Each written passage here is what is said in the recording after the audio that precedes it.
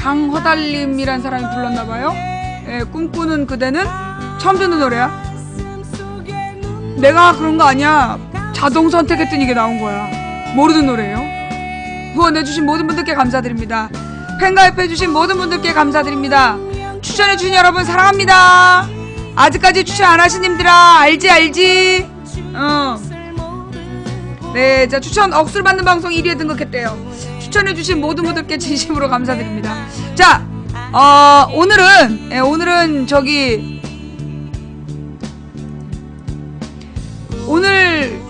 또 중간에 시작하고 나서 잊어버릴까봐. 일단 어서오세요. 도봉구 창동 사는 불량주부 망치부인이 운영하고 있는 생방송 시사수다방에 오신 것을 환영합니다. 반갑습니다. 감사합니다. 어서오세요. 예. 자, 오늘 우선 방송 시작하자마자 공지사항 나갑니다. 네. 공지사항이 뭐냐면, 자, 오늘 저녁 7시에요 7시지 6시 아니고 오늘 저녁 7시에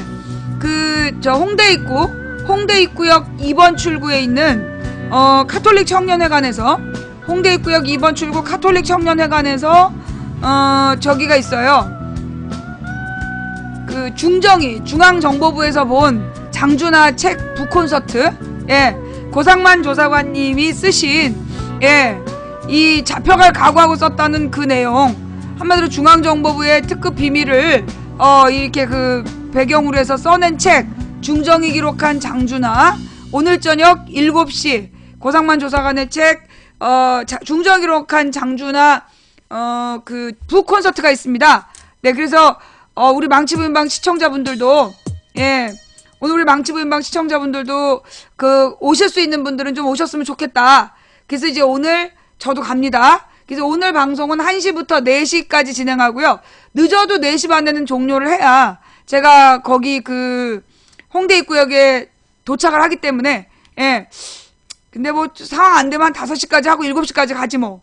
4시 반까지 하고 6시까지 가서 선착순 떡을 얻어먹으려고 했는데, 방송이 더 중요하니까, 예, 우리 시청자분들이 많이 오시면 그냥 5시까지 방송하고 그리고 가는 걸로, 시청자분들이 많지 않으면 그냥 4시 반에 좀 끝내는 걸로, 그렇게 하고, 예, 그래서 중정이로 기록한 장준하 북콘서트 저녁 7시 홍대 입구역 2번 출구에 있는 카톨릭회관 5층에서 있습니다.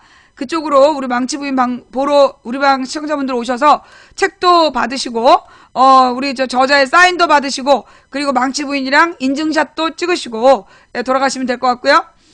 오늘 평일인데 못 와서 너무 죄송해요 하시는 분들, 걱정하지 마. 기회는 또 있어. 언젠데? 돌아오는 토요일. 예, 11월 14일 1114. 예. 이 돌아오는 11월 14일 낮 1시 반에, 예, 1시 30분에 대학로에서 시민대회를 하고요. 그 다음에 4시에 광화문으로 이동을 해서 4시부터 광화문에서 민중 대회를 하기로 해서 민중 걸기 대회를, 한마디로 지금 이제 나라 꼴이 너무나 개판인데, 이 개판인 꼴에 국민들이 가만히 있으면 안 된다. 본때를 보여줘야 된다. 그래서 이제 모이는 날이라 전국에서 노동자 농민들도 다 올라온답니다. 그래서 우리 전국에 계신 시청자분들도 가능하시면 얻어 타고 올라오세요. 예, 얻어 타고 올라오셔서 서울 수도권에 계신 분들은 1시 반에, 예, 시민대회 참가하시고, 그 다음에 지방에서 올라오신 분들은 4시에, 예, 4시에 광화문에서 민중걸기대회 때 만났으면 좋겠습니다. 그날 사람이 너무 많아서 망치부인을 못 찾을 수 있어서 제가 할 때 모바일로 내가 어디 있다 이걸 보여주고 서 있을 테니까. 예. 6시에요? 14일 6시?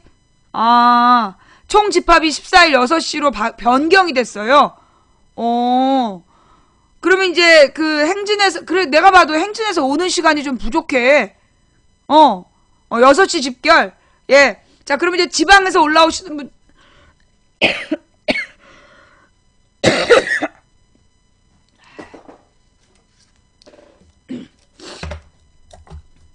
늙으니까 자꾸 사례가 걸려.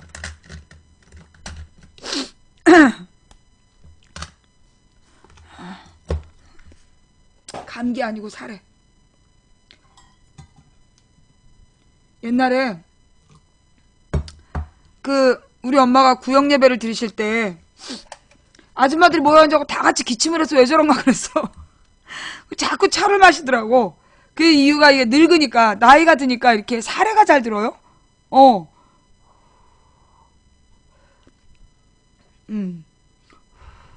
그 이유가 뭔지 알아요?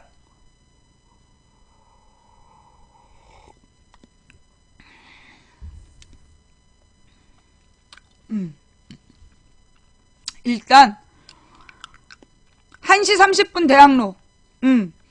14일날 1시 30분이 대학로. 그리고 저녁 6시가 광화문. 14일날 돌아온 토요일날 1시 30분에 대학로. 그 다음에 저기 언제냐, 저녁 6시부터는 광화문.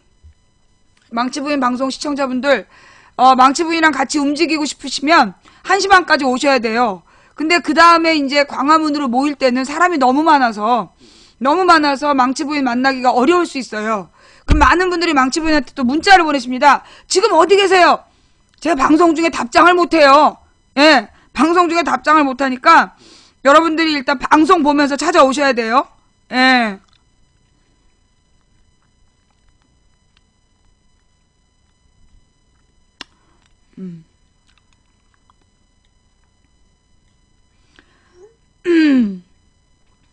네.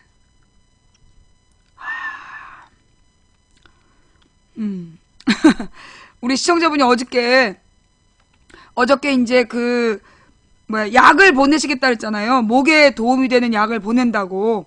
근데 이제 김영란법에 위반될 만큼 가격 아니니까 부담 없이 드세요.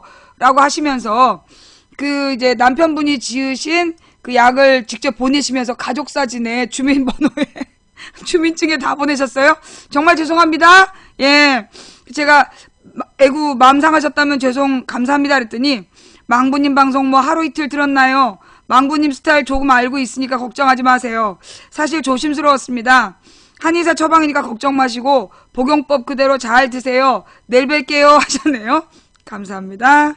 참, 우리 방 시청자분들 불쌍해. 막 비싼 거 귀한 거 보내놓고 또 욕먹으라는데. 죄송합니다.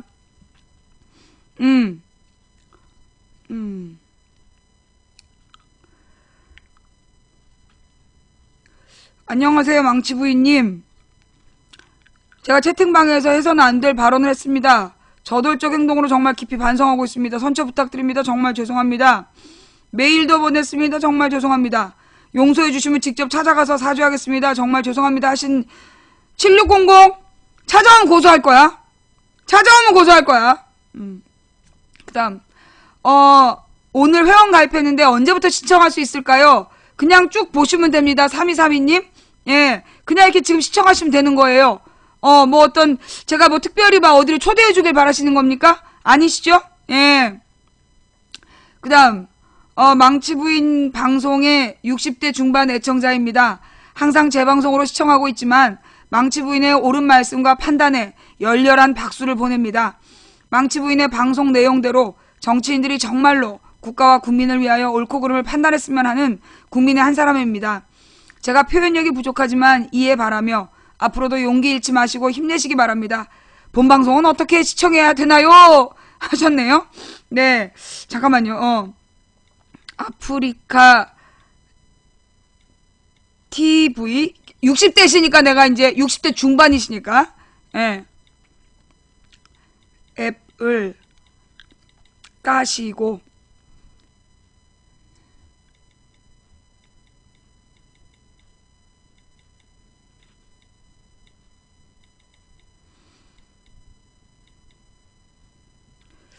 너무 답장이 길어지는데.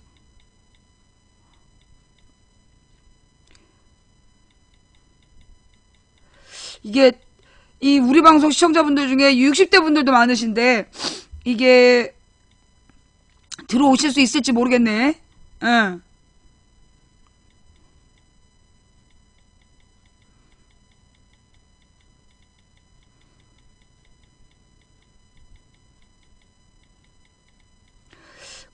생방송 보는 법을 알려달라고 문자로 막 보내시는 분들도 계시는데, 예.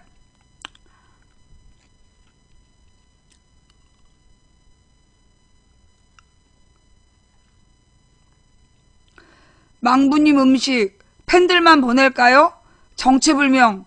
노숙자나 동물도 안 되는데 망부님은 어찌 점점점 왜 이런 거 먹었냐 이런 거지. 내가 먹는 걸 보면 이렇게 사리분별이 안 되니까 그렇지. 그러니까 우리 신랑이 그래서 우리 집에 먹을 게 이제 살짝 맛이 갔다 싶으면 잽싸게 내다버려. 아주 내가 그냥 젓가락만 댔다 하면 끝까지 그릇을 사수하기 때문에 내 눈에 안 띄게 하는 게 우리 신랑의 재주야.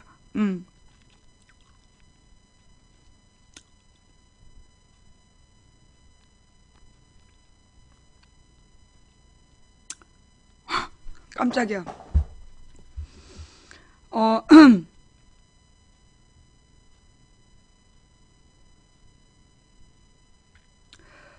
광고 문자가 들어온 줄 알고 깜짝 놀랐어요. 성일 양초에서 100% 친환경 식물성 양초를 만들었습니다. 신제품이라 시중에는 없습니다. 기존 식물성 양초의 문제점을 해결했습니다. 중간에 타다가 꺼지는 문제, 바닥까지 잘 탑니다. 초 주위에 생기는 파막스 특징인 망이 심한 문제, 최소로 줄였습니다. 절에 스님들께 보여드리고 있습니다. 냄새도 안 나고 그을음도 덜 나서 반응이 아주 좋습니다. 그래서 내가 이거 어디다 대고 광고를 그랬더니 방송 잘 듣고 있습니다. 울컥할 때가 한두 번이 아닙니다. 항상 감사합니다 하셨어요. 아, 이거는 저한테 양초를 보내주시겠다는 뜻인지 아니면 양초 홍보를 하시면서 방송 잘 듣고 있다는 한 말씀을 더 하신 건지 어쨌거나 방송 잘 듣고 있다는 다행입니다.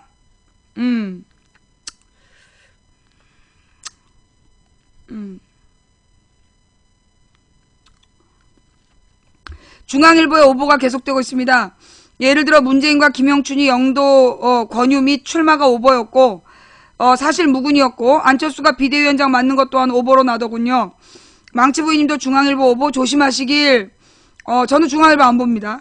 예, 저는 그 중앙일보의 첫 그 뭐라 그러나 헤드라인과 그들의 분위기를 볼 뿐이지 절대 기사를 읽지 않고 일단 저는 조선일보하고 동아일보, 중앙일보는 신뢰를 하지 않는데 저는 이게 뭘 느꼈느냐면 이제까지 중앙일보가 정정보도하는 거 처음 봤어요.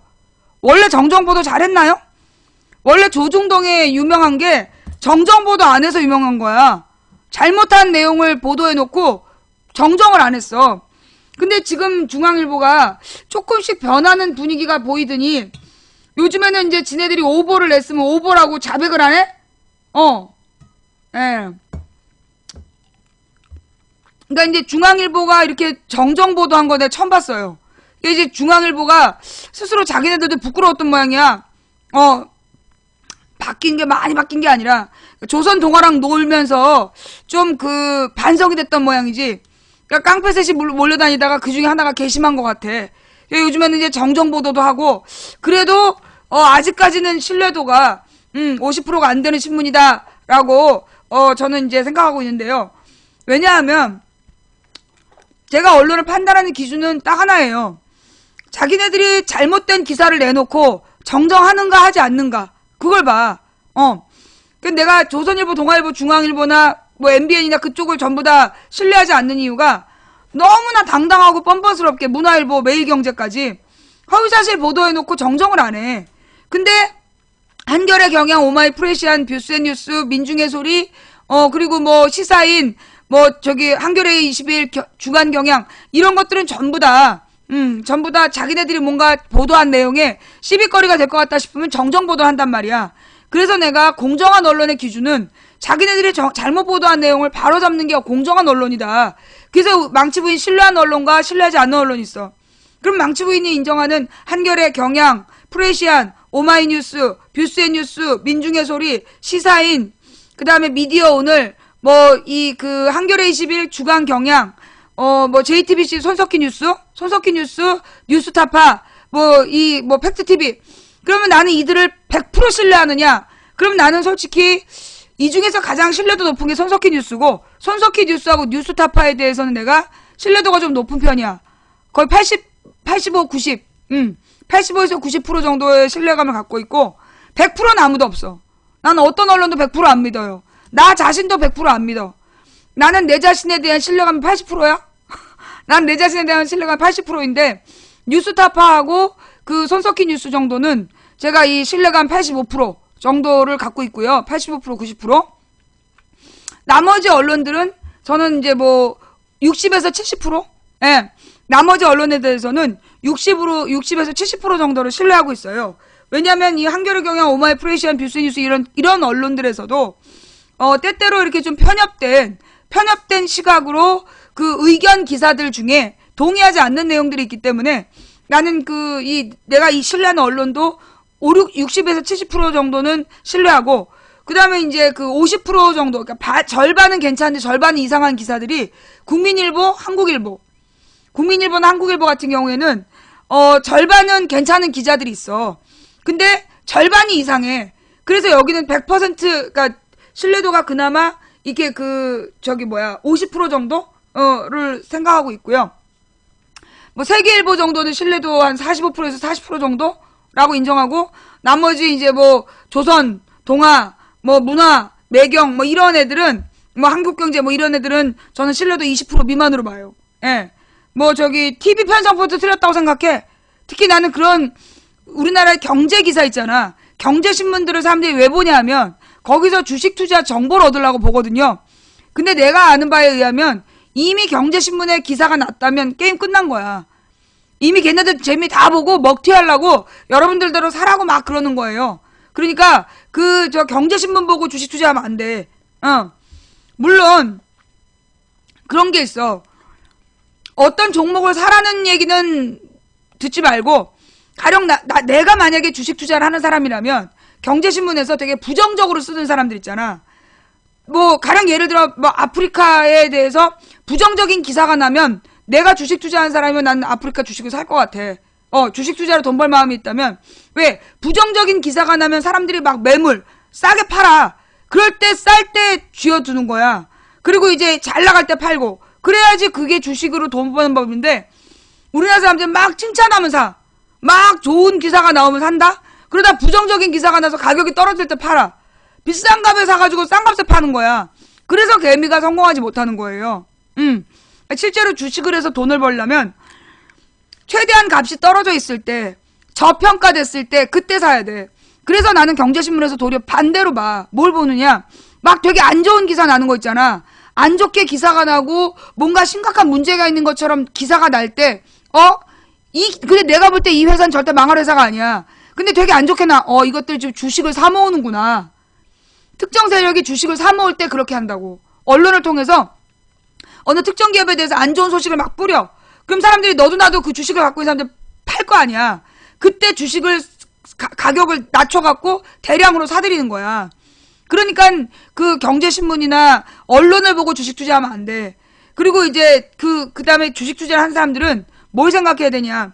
직접적으로 언급된 기사 말고, 한 다리 건너. 가령 이제 이 A라는 회사에 관계된 이제 하청업체에 B, C, D가 있어. 근데 그 중에 뭐 B, C, D 중에 어느 특정 회사가 관계된 기술을 개발했다. 이런 기사가 나와. 그럼 보통은 주식은 A를 산단 말이야. 근데 이 A의 주식을 사더라도 B, C, D 중에 뭐가 하나 나아졌다면, 이게 여기에 반영이 되겠구나 해서 사는 거죠. 그게 이제 한 단계 건너서, 직접적인 기사 말고 한 단계 건너서 얘네들이 다 종합적으로 어떤 영향을 미칠 거냐, 이걸 보고 주식을 사야 되는데, 지금 우리나라는 주로 이제 주식 투자가 되게 잘못되게 돼 있었어, 처음에. 그러니까 소위 애널리스트라는 사람들이 주식을 판매할 때, 그러니까 주식 수수료를 챙기려고 단타 매매를 많이 한 거야. 짧게 사고 팔고 계속 해갖고 수수료를 챙긴 거야. 그리고 주식 투자했던 사람들 대부분 원금 손실을 본단 말이지. 그러니까 이제 그걸 보고 개미 군단이 나타나서 우리가 직접 사고 팔겠다. 그러면서 이제 주식을 업으로 삼는 사람들이 생긴 거예요. 그게 노무현 대통령 때부터 생겼어. 그러니까 이제 그걸 뭐라 그러냐. 구조조정 당하고, 이렇게 회사에서 명예퇴직해서 나온 다음에, 그래도 자기가 뭐 물산이나 이런 데 있어서 세계 흐름을 좀 본다. 그러면 이제 이 주식 투자에 집중을 한 거지. 그래서 집에서 막 보시는데, 근데 사실 이게 개미 투자자들에게 이미 정보가 공개됐을 때는 게임 오버가 된 거야. 지네들끼리 이미 다 조정 다 해가지고, 비싼 값에 팔 준비 해놓고서는 여러분들한테 구라를 치고 있는 거기 때문에, 이 개미가 돈 벌기가 하늘의 별 따기예요. 그러니까 이제 이 개미들을 꼬셔갖고 뭘 하느냐 하면 사기를 치는 거지. 깡통 주식인데 와 이거 뭐 잘 된다며 잘 된다면서 막 여론을 만들어 웅성웅성웅성 야 이거 너만 알고 있어 이런 정보를 막 뿌려. 그래갖고 거의 준찌라시급 정보를 지들끼리 뿌린 다음에 그래갖고 거기 딱 덜미를 잡고 들어가서 막 사람들한테 돈 빌려가지고 주식 투자하면 날리는 거야. 예. 그래서 이 주식으로 돈 버는 게 쉽지가 않다. 나는 주식 투자를 해본 적이 없어요. 나 한 번도 주식 투자를 해본 적, 뭐 아프리카 TV에서 그걸 뭐라 그러지? 스톡옵션? 아닌데 뭐지? 왜 아프리카에서 어떤 주식을 싼 값에 살 수 있는 저길 자격을 주겠다. 그리고 뭐 1000주까지 뭐 사서 비쌀 때 싸게 사서 팔아라 뭐 이런 얘기를 하는데 나는 주식 투자는 내가 하려는 게 아니에요. 나는 이제 참 마음은 감사하다는데 주식 투자를 안 해. 내가 안 하는 게 주식하고 부동산이야. 내 부동산도 할 기회는 많았지만 안 했어요. 이제 한참 내가 지금부터 한 10몇 년 전에 내가 정말 1억을 가지면 10억을 만드는 방법을 알고 있었어. 그래도 안 했다고. 왜? 결국 주식이나 이 부동산이 투자라는 이름의 투기다. 어떻게 보면 정말 그걸 갖고 있던 사람들이 막 사회적인 분위기나 음모에 빠져서 싼 값에 그걸 넘기는 거잖아. 그러면 싸게 파는 사람들은 그건 사기당한 거거든. 그래서 나는 주식이나 부동산을 안 해요. 주식이나 부동산으로 이렇게 돈을 버는 게, 물론 이제 그런 거 있잖아. 굉장히 오래갈 기업에 장기적으로 투자해주고, 내가 이 주식을 내 후손에게 유산으로 주겠다. 뭐, 내지는 뭐, 어느 재단에다가 이 주식을 기부하겠다. 이런 목적으로 주식을 사는 건 모르겠지만, 단기 매매 차익을 노리는 그런 주식은 내가 하는 게 아니야. 나는 하고자 하지 않아. 그러니까 뭐, 돈을 벌려고 마음을 먹고, 돈을 목표로 살았다라면, 내 인생이 많이 달라졌을 것 같아요.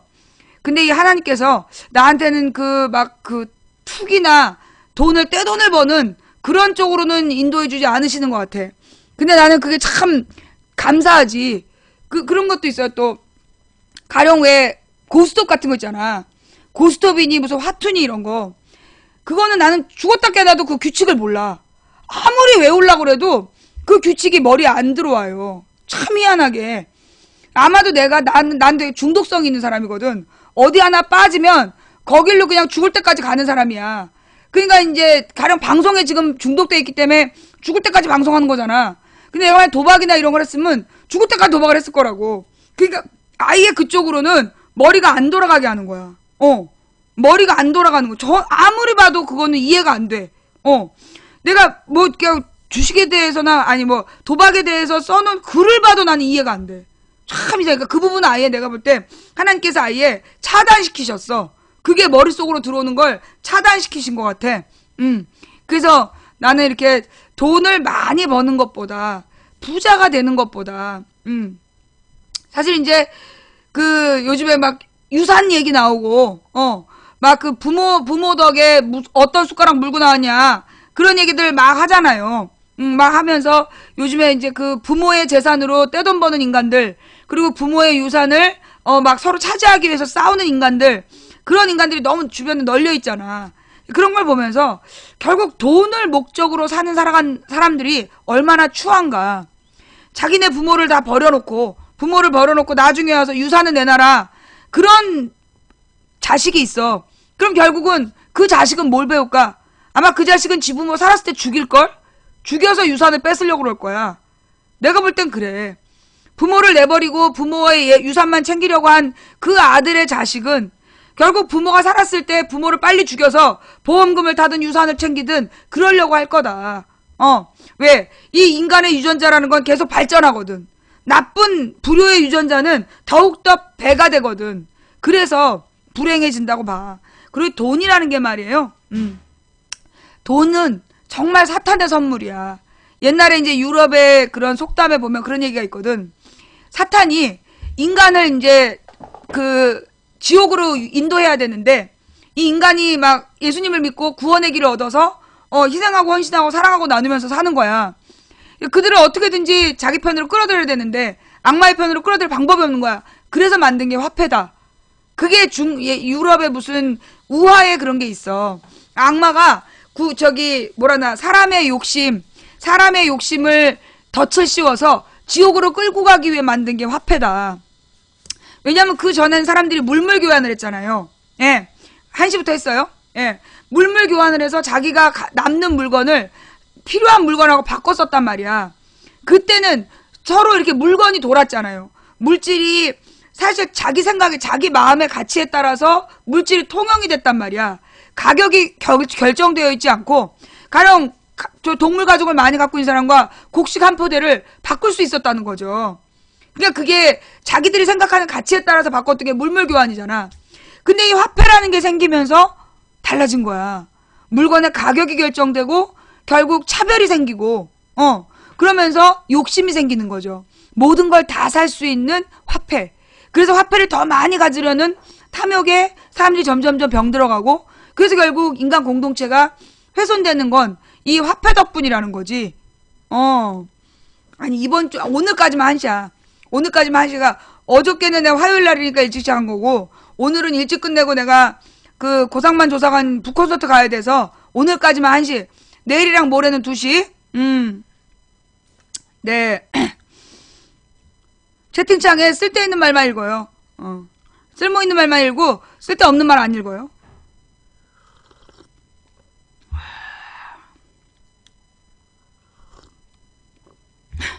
화폐가 생김으로써 정확한 교환의 척도가 생긴 거야. 뭔 사탄이고 나발이고 미안해. 사탄이고 나발이고 네가 들을 방송이 아니다 얘. 내가 뭐라 했어? 이 방송은 망치부인 방송에 동의하고 듣고 싶은 사람만 듣는 방송이야. 망치부인 얘기가 나발로 들리는데 왜 듣고 앉아있어? 시간이 댐벼? 너 백수야? 아유, 우리 시청자들은 바쁜 시간에도 틈내서 보는 사람들이야. 그 쓸데없이 시간 남아갖고 돌아보는 너 같은 애들은 얼른 꺼져줘. 우주 플리즈 꺼져. 그래서 이게 이 돈이 사람의 욕심을 만든다. 라는 이야기. 그리고 내가 그랬잖아요. 옛날에 이제 그 보험회사 다니면서 부자들이 어떻게 절세라는 이름으로 탈세하는가. 그리고 부자들이 어떻게 돈을 불리는가. 그리고 그 돈을 불리는 사람들이 그걸 가지고 어떤 짓을 하는가. 이런 걸 많이 봤단 말이야. 그래서 내가 이제 그 영업사원을 그만둔 거 아니에요? 그러면서 이제 든 생각이 뭐냐면 사람들의 돈이라는 건 이 돈이 왜 그러잖아. 내가 돈이 조금만 더 있었으면 좋겠다. 많은 사람이 그래요. 가령 우리 채팅창에서 망치부인님 제가 로또 1등이 되면 망치부인에게 풀세트 방송 장비를 해드리고 싶습니다. 내가 그냥 추천이나 하세요. 그래. 자기가 돈이 얼만큼 생기면 뭘 하겠다. 절대 못해. 그런 사람들은요. 절대 못해. 내가 돈을 많이 벌어서 남을 도와주겠다. 절대 그럴 수 없어. 남을 돕는 사람들의 특징이 뭐냐. 자기가 가진 걸 무조건 나누는 사람이 남을 돕는 거야. 그런데 웃기는 건 뭐냐면요. 정말 신기하게 정말 가난하고 필요한 사람에게 자기 걸 나눠주는 사람은 항아리가 마르질 않아. 많이 봤어요. 사람들 중에 내가 부자가 되면 내가 돈을 많이 벌면 남을 도울 거야 라고 얘기한 사람 잘 살아. 옷도 비싼 거 입고 차도 비싼 거 입고 비싼 거 타고 집도 넓게 살아. 그러면서 자기가 부자가 되면 남을 돕겠대. 절대 못 도와. 왜? 돈이 조금만 생기면 좋은 차, 또 더 좋은 차, 더 좋은 옷, 더 큰 집을 사야 되기 때문에 절대 도울 수가 없어. 그런데 사는 건 별로 꾸리꾸리해 보이는데 날마다 웃고 좀 정신 없어 보이는 사람들이 보면 남한테 그 돈을 막 뿌려. 뿌린다기보다 늘 나눠줘. 이것저것 나눠줘. 근데 그렇게 이것저것 나눠주는 사람은 특징이 뭔지 알아요? 늘 이렇게 후덕해 보여. 부자로 보여. 왜? 이 사람은 돈이 마르지가 않아. 그러니까 이게 나는 그래서 그럴 때 나는 하나님을 느껴. 하나님께서는 막 이 사회적 지위가 높고 뭐 많은 돈을 버는 사람을 통해서 이웃을 돕는 게 아니라 가진 게 별로 없어도 자기가 가진 걸 나눌 줄 아는 사람, 그 사람한테 더 많은 돈을 몰아주셔. 그래야 더 많이 나누거든. 근데 이놈은 돈을 많이 줘봤자 오로지 자기 성을 쌓기에 바빠. 그런 놈한테는 복된 돈을 주시지 않아. 그런 사람이 쌓는 돈은 결국 나중에 바벨탑이 되고 그들을 무너뜨리게 되더라고. 그러면서 또 드는 생각. 옛날에 내가 우리 집에 도둑을 들었었거든. 도둑을 딱 맞아보면서 들은 느낌이 뭐냐. 정말 웃기는 건 그때 내 가방 속에 이제 내가 상품권 같은 걸 막 모아놨었어. 상품권 같은 걸 모아놓고 그리고 동전 동전을 항아리에다 이렇게 모아놓고, 그리고 그 봉투에다가 그 1,000원짜리 새 돈을 쭉 넣어가지고 바로 그 저기 책꽂이에 이렇게 꽂아놨어. 봉투도 이렇게 열려 있었고 돈도 보여. 근데 이제 그 밑에 칸에 동전 항아리가 2항아리가 있고, 그 다음에 가방 속에 그 저기 뭐야, 현찰은 얼마 없었지만 상품권 같은 걸 많이 모아놨었어. 어머, 도둑이 들어갔고 상품권하고 동전하고를 가져간 거야. 그 동전은 이제 우리가 1년에 한 번씩 그 동전을 모아가지고 그걸로 결혼기념일 행사를 했단 말이에요. 그 돈을 가져간 거야. 이런 썩을. 그런데 신기한 건 봉투 속에 들어있었던 1,000원짜리, 내가 이제 주일 헌금하려고 1,000원짜리 쭉 새 돈으로 모아놓은 거는 안 건드리더라고. 그게 내가 참 신기했어요. 근데 그때 내가 들은 생각이 뭐였냐면, 아, 가지고 있으면 잃어버리는구나. 내가 그때 상품권이 한 50만 원 정도가 있었어. 뭐 여기저기 해갖고. 근데 그걸 딱 잊어버린 다음에 내가 깨달은 게, 아, 가지고 있으면 잊어버리는구나. 집안에 쌓아두면 잊어버릴 수가 있구나. 그걸 내가 느낀 거야. 그래가지고 내가 그 뒤로는 뭘 쌓아두지 않았어. 뭘 쌓아두지 않고 그냥 생기면 내가 딱 필요한 만큼만 쓰고, 남는 게 있다 그러면은 어디 필요한 곳이 있는지 이게 죄 뿌리는, 이렇게 나누고 돌리는 그런 습관이 되게 들었던 것 같아. 그게 오늘 지금 1시부터 지금 시작하고 있어요. 제가 오늘 1시부터 한다고 내가 어저께 얘기했는데 못 들었구나. 알림이가 안 왔어요? 오늘 알림이가 안 왔어요? 예. 그니까 우리 딸들은 기도하는 게 내용이 뭐냐면, 일용할 양식을 달라고 기도해. 그게 뭐냐? 그냥 오늘 하루 먹을 것만 있으면 된다. 오늘 하루 잘 곳이 있고 오늘 하루 먹을 것만 있으면 감사하겠다라는 마음으로 살기 때문에, 그러다 보니까 그 주변에 이렇게 여럿을 막 돕게 돼요.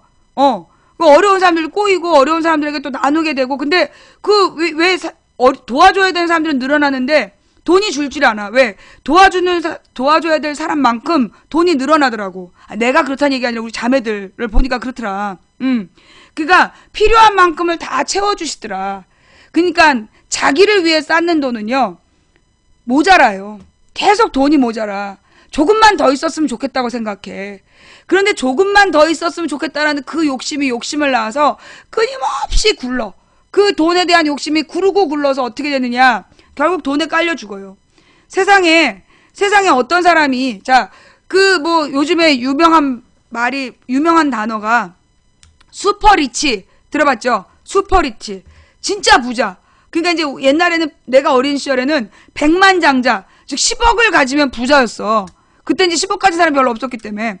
근데 백만장자가 부자였는데, 지금은 백만장자는 부자가 아니야. 10억 정도는 부자가 아니라 요즘에는 이제 슈퍼리치라 그래갖고 억만장자를, 그러니까 1,000억 이상을 슈퍼리치라고 부르는 거 아니야. 그런 사람들이 이제 나타난 거 아니에요. 세상에 어떤 슈퍼리치가 죽을 때 가장 많이 가져갈까요? 어떤 슈퍼리치가 죽을 때 가장 많이 가지고 갈 수 있을까? 한 푼도 못 가져가. 죽을 때 자기가 이 현실에 쌓아둔 돈을 가져갈 수 있는 사람은 아무도 없어요. 그래서 옛날에 어떤 유럽의 부자가 자기가 죽으면서 무덤 바깥에 자기 2손을 바깥에 내놔달라, 관 밖에. 그리고 유언을 남겼다는 거야. 그게 뭔데? 내가 죽을 때 한 푼도 가져가지 못한다는 걸 보여주기 위해서 그렇게 얘를 자기의 관을 짜달라고 이야기했다. 돈이 아무리 많아도 죽을 때 가져갈 수 없어요. 또 죽은 사람을 살리려면 얼마면 될까? 죽은 사람을 다시 살리려면 얼마면 될까? 아무리 많은 돈을 쏟아부어도 죽은 사람을 살릴 수는 없어요. 그죠? 예. 그래서 이게 돈에 대해서 우리가 가져야 될 그 자세라고 봐. 끊임없이 돈을 추구하고 돈을 많이 벌었으면 좋겠다라고 생각하는 사람들 있잖아요. 돈은 생기면 생길수록 불행을 같이 갖고 와. 정말. 필요 이상의 돈이 들어오잖아요. 나한테 꼭 필요한 양이 아닌 돈이 들어왔는데, 들어오잖아. 그러면 그 돈은 반드시 재앙을 몰고 와요.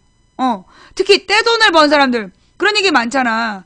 그 우리나라에서 복권 1등에 당첨된 사람들 중에 그 원래보다 살림이 나아진 사람은 2%인가 밖에 안 된다고. 원래보다 살림이 나아진 사람은 2%밖에 안 되고 나머지 90%는 그 복권 당첨 전보다 더 나빠졌고 한 8% 정도가 현상 유지가 된 사람들. 그런 얘기 많이 들어봤잖아요. 그 뭐라 그러나 이 쓸데없는 돈, 공돈이 들어오는 건 재앙이 들어오는 거야. 그래서 우리가 부자 되세요. 부자 되고 싶어요. 돈 많이 버세요. 이런 거는 우리가 축복이라고 하면 안 돼.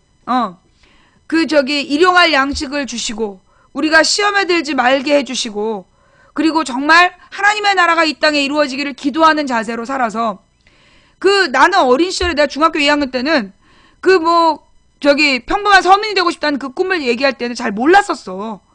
근데 지금 생각해보면 이 상식이 통하는 합리적인 민주사회에서 가장 가난해도 행복한 서민이고 싶다. 이 꿈이 얼마나 대단한 꿈이냐. 난 남달랐던 것 같다. 그런 생각이 들어요. 남달랐던 것 같다.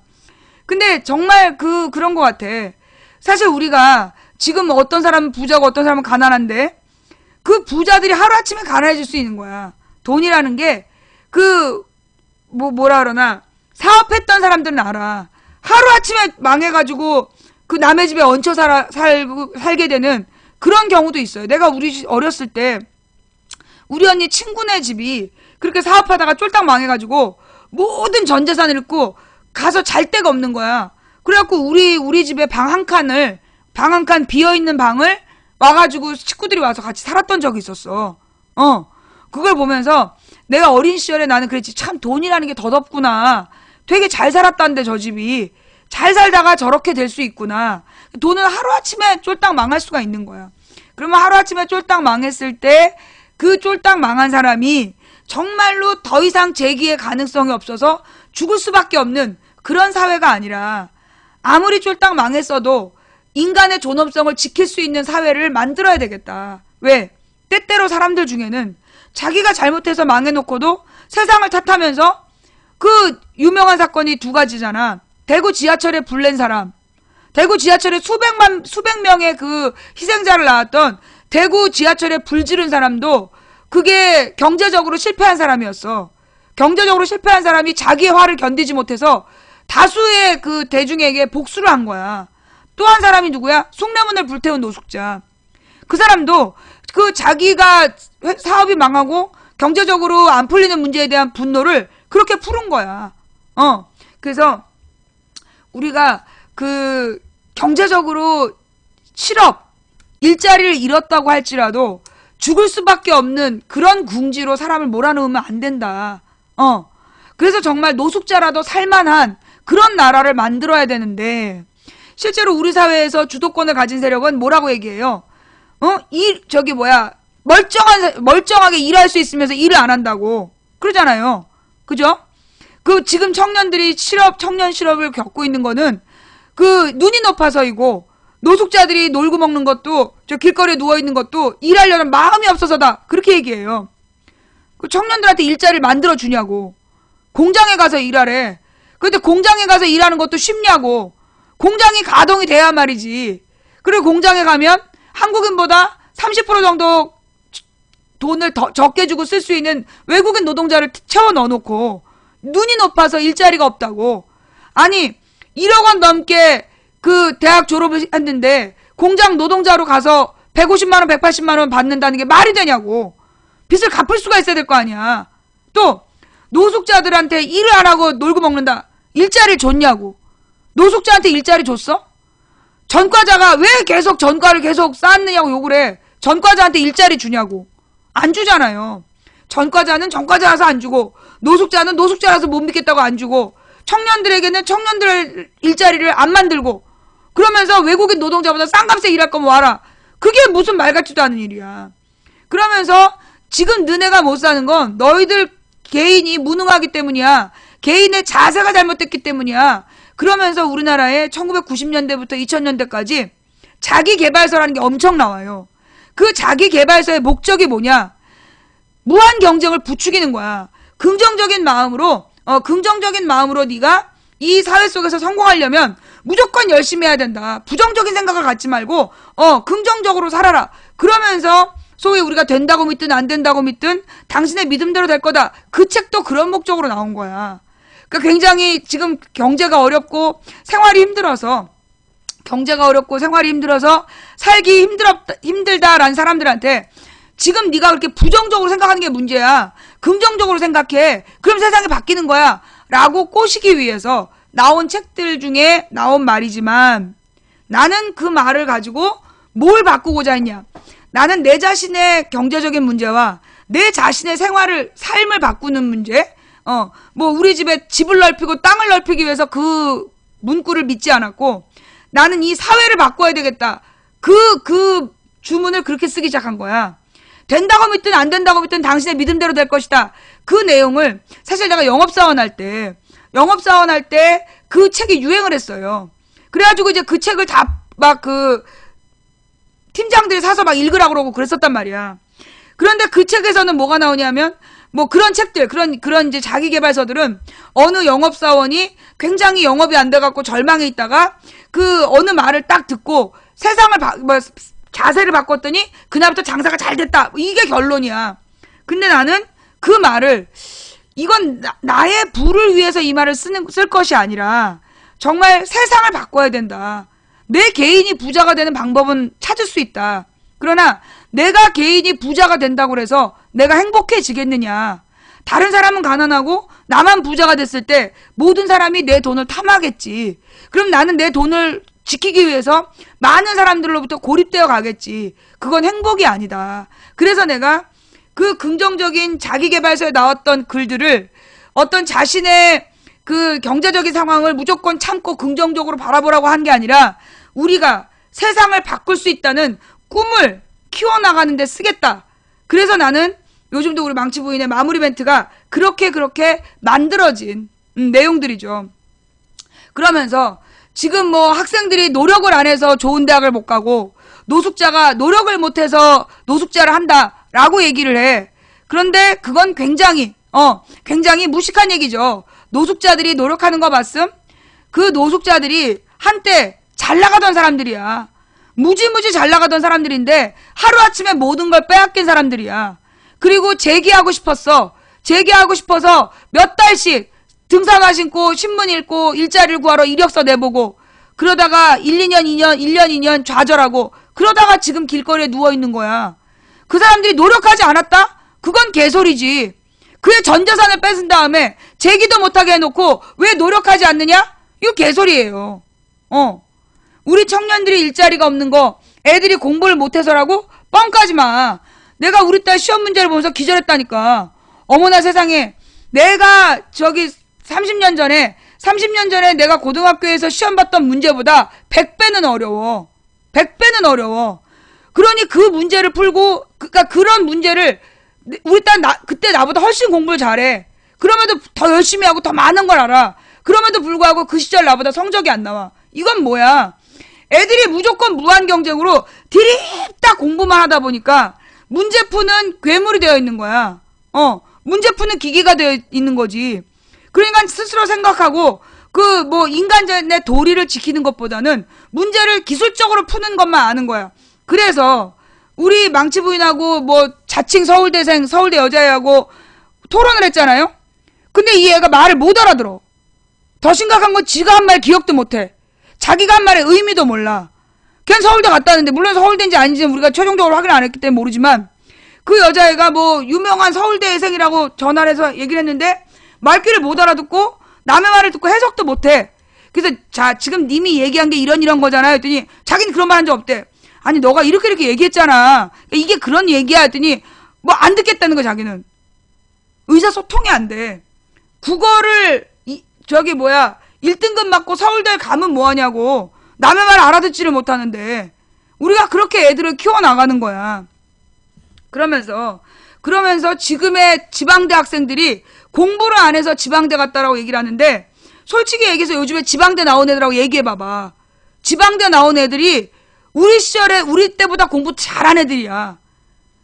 내 시절에 이 서울에 있는 명문 사립대 갔던 애들 수준보다 지금 지방대 애들이 공부 더 많이 했어. 그런 애들이 지방대 간 거야. 왜? 무한 경쟁 때문에. 결국은 능력의 차이 아니냐. 왜 이러실까? 뭐가 능력의 차이야? 내가 부잣집 애들 가르쳐봤다 그랬잖아. 걔네들 12과목 시험 볼 때 한 과목에 최소 100만원씩 주고 가외를 했어. 국영수는 2, 300만원씩 주고 내가 가르치는 역사 같은 과목, 사회 같은 과목은 과목당 100만원이었어. 그 집 아이를 가르치는데 한 달에 1000만원 가까이 사교육비를 쓰고 있었다고. 그러면 1000만원 가까이 사교육비 쓰는 애들하고 자기 혼자서 열심히 공부하는 애하고 그게 비교가 돼? 그 사교육비 사람들 누구냐? 그 돈 주고 불러온 사람들이 소위 일타 강사 이런 사람들이야. 잘 가르치는 사람들. 그래도 문제의 흐름을 읽고 심지어는 돈을 그렇게 많이 받는 대신 문제를 빼돌려주기도 해. 학교에서 문제를 빼돌려서 어떤 거 나온다고 찍어주기까지 해. 그런 애들이랑 경쟁을 해서 이긴다는 건 불가능하죠. 왜? 그들은 돈으로 반칙을 하고 있기 때문에. 돈으로 반칙을 하는 아이들과 경쟁을 해서 네가 지방대 간 건 네 탓이다?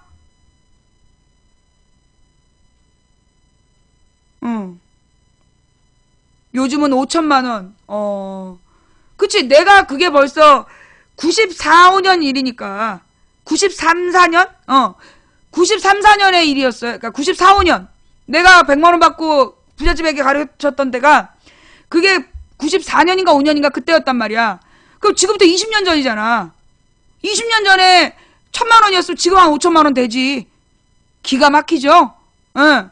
그 외에 학교 2013이라는 드라마가 있었잖아. 거기에 그 강사 출신 선생이 그런 얘기를 하잖아요.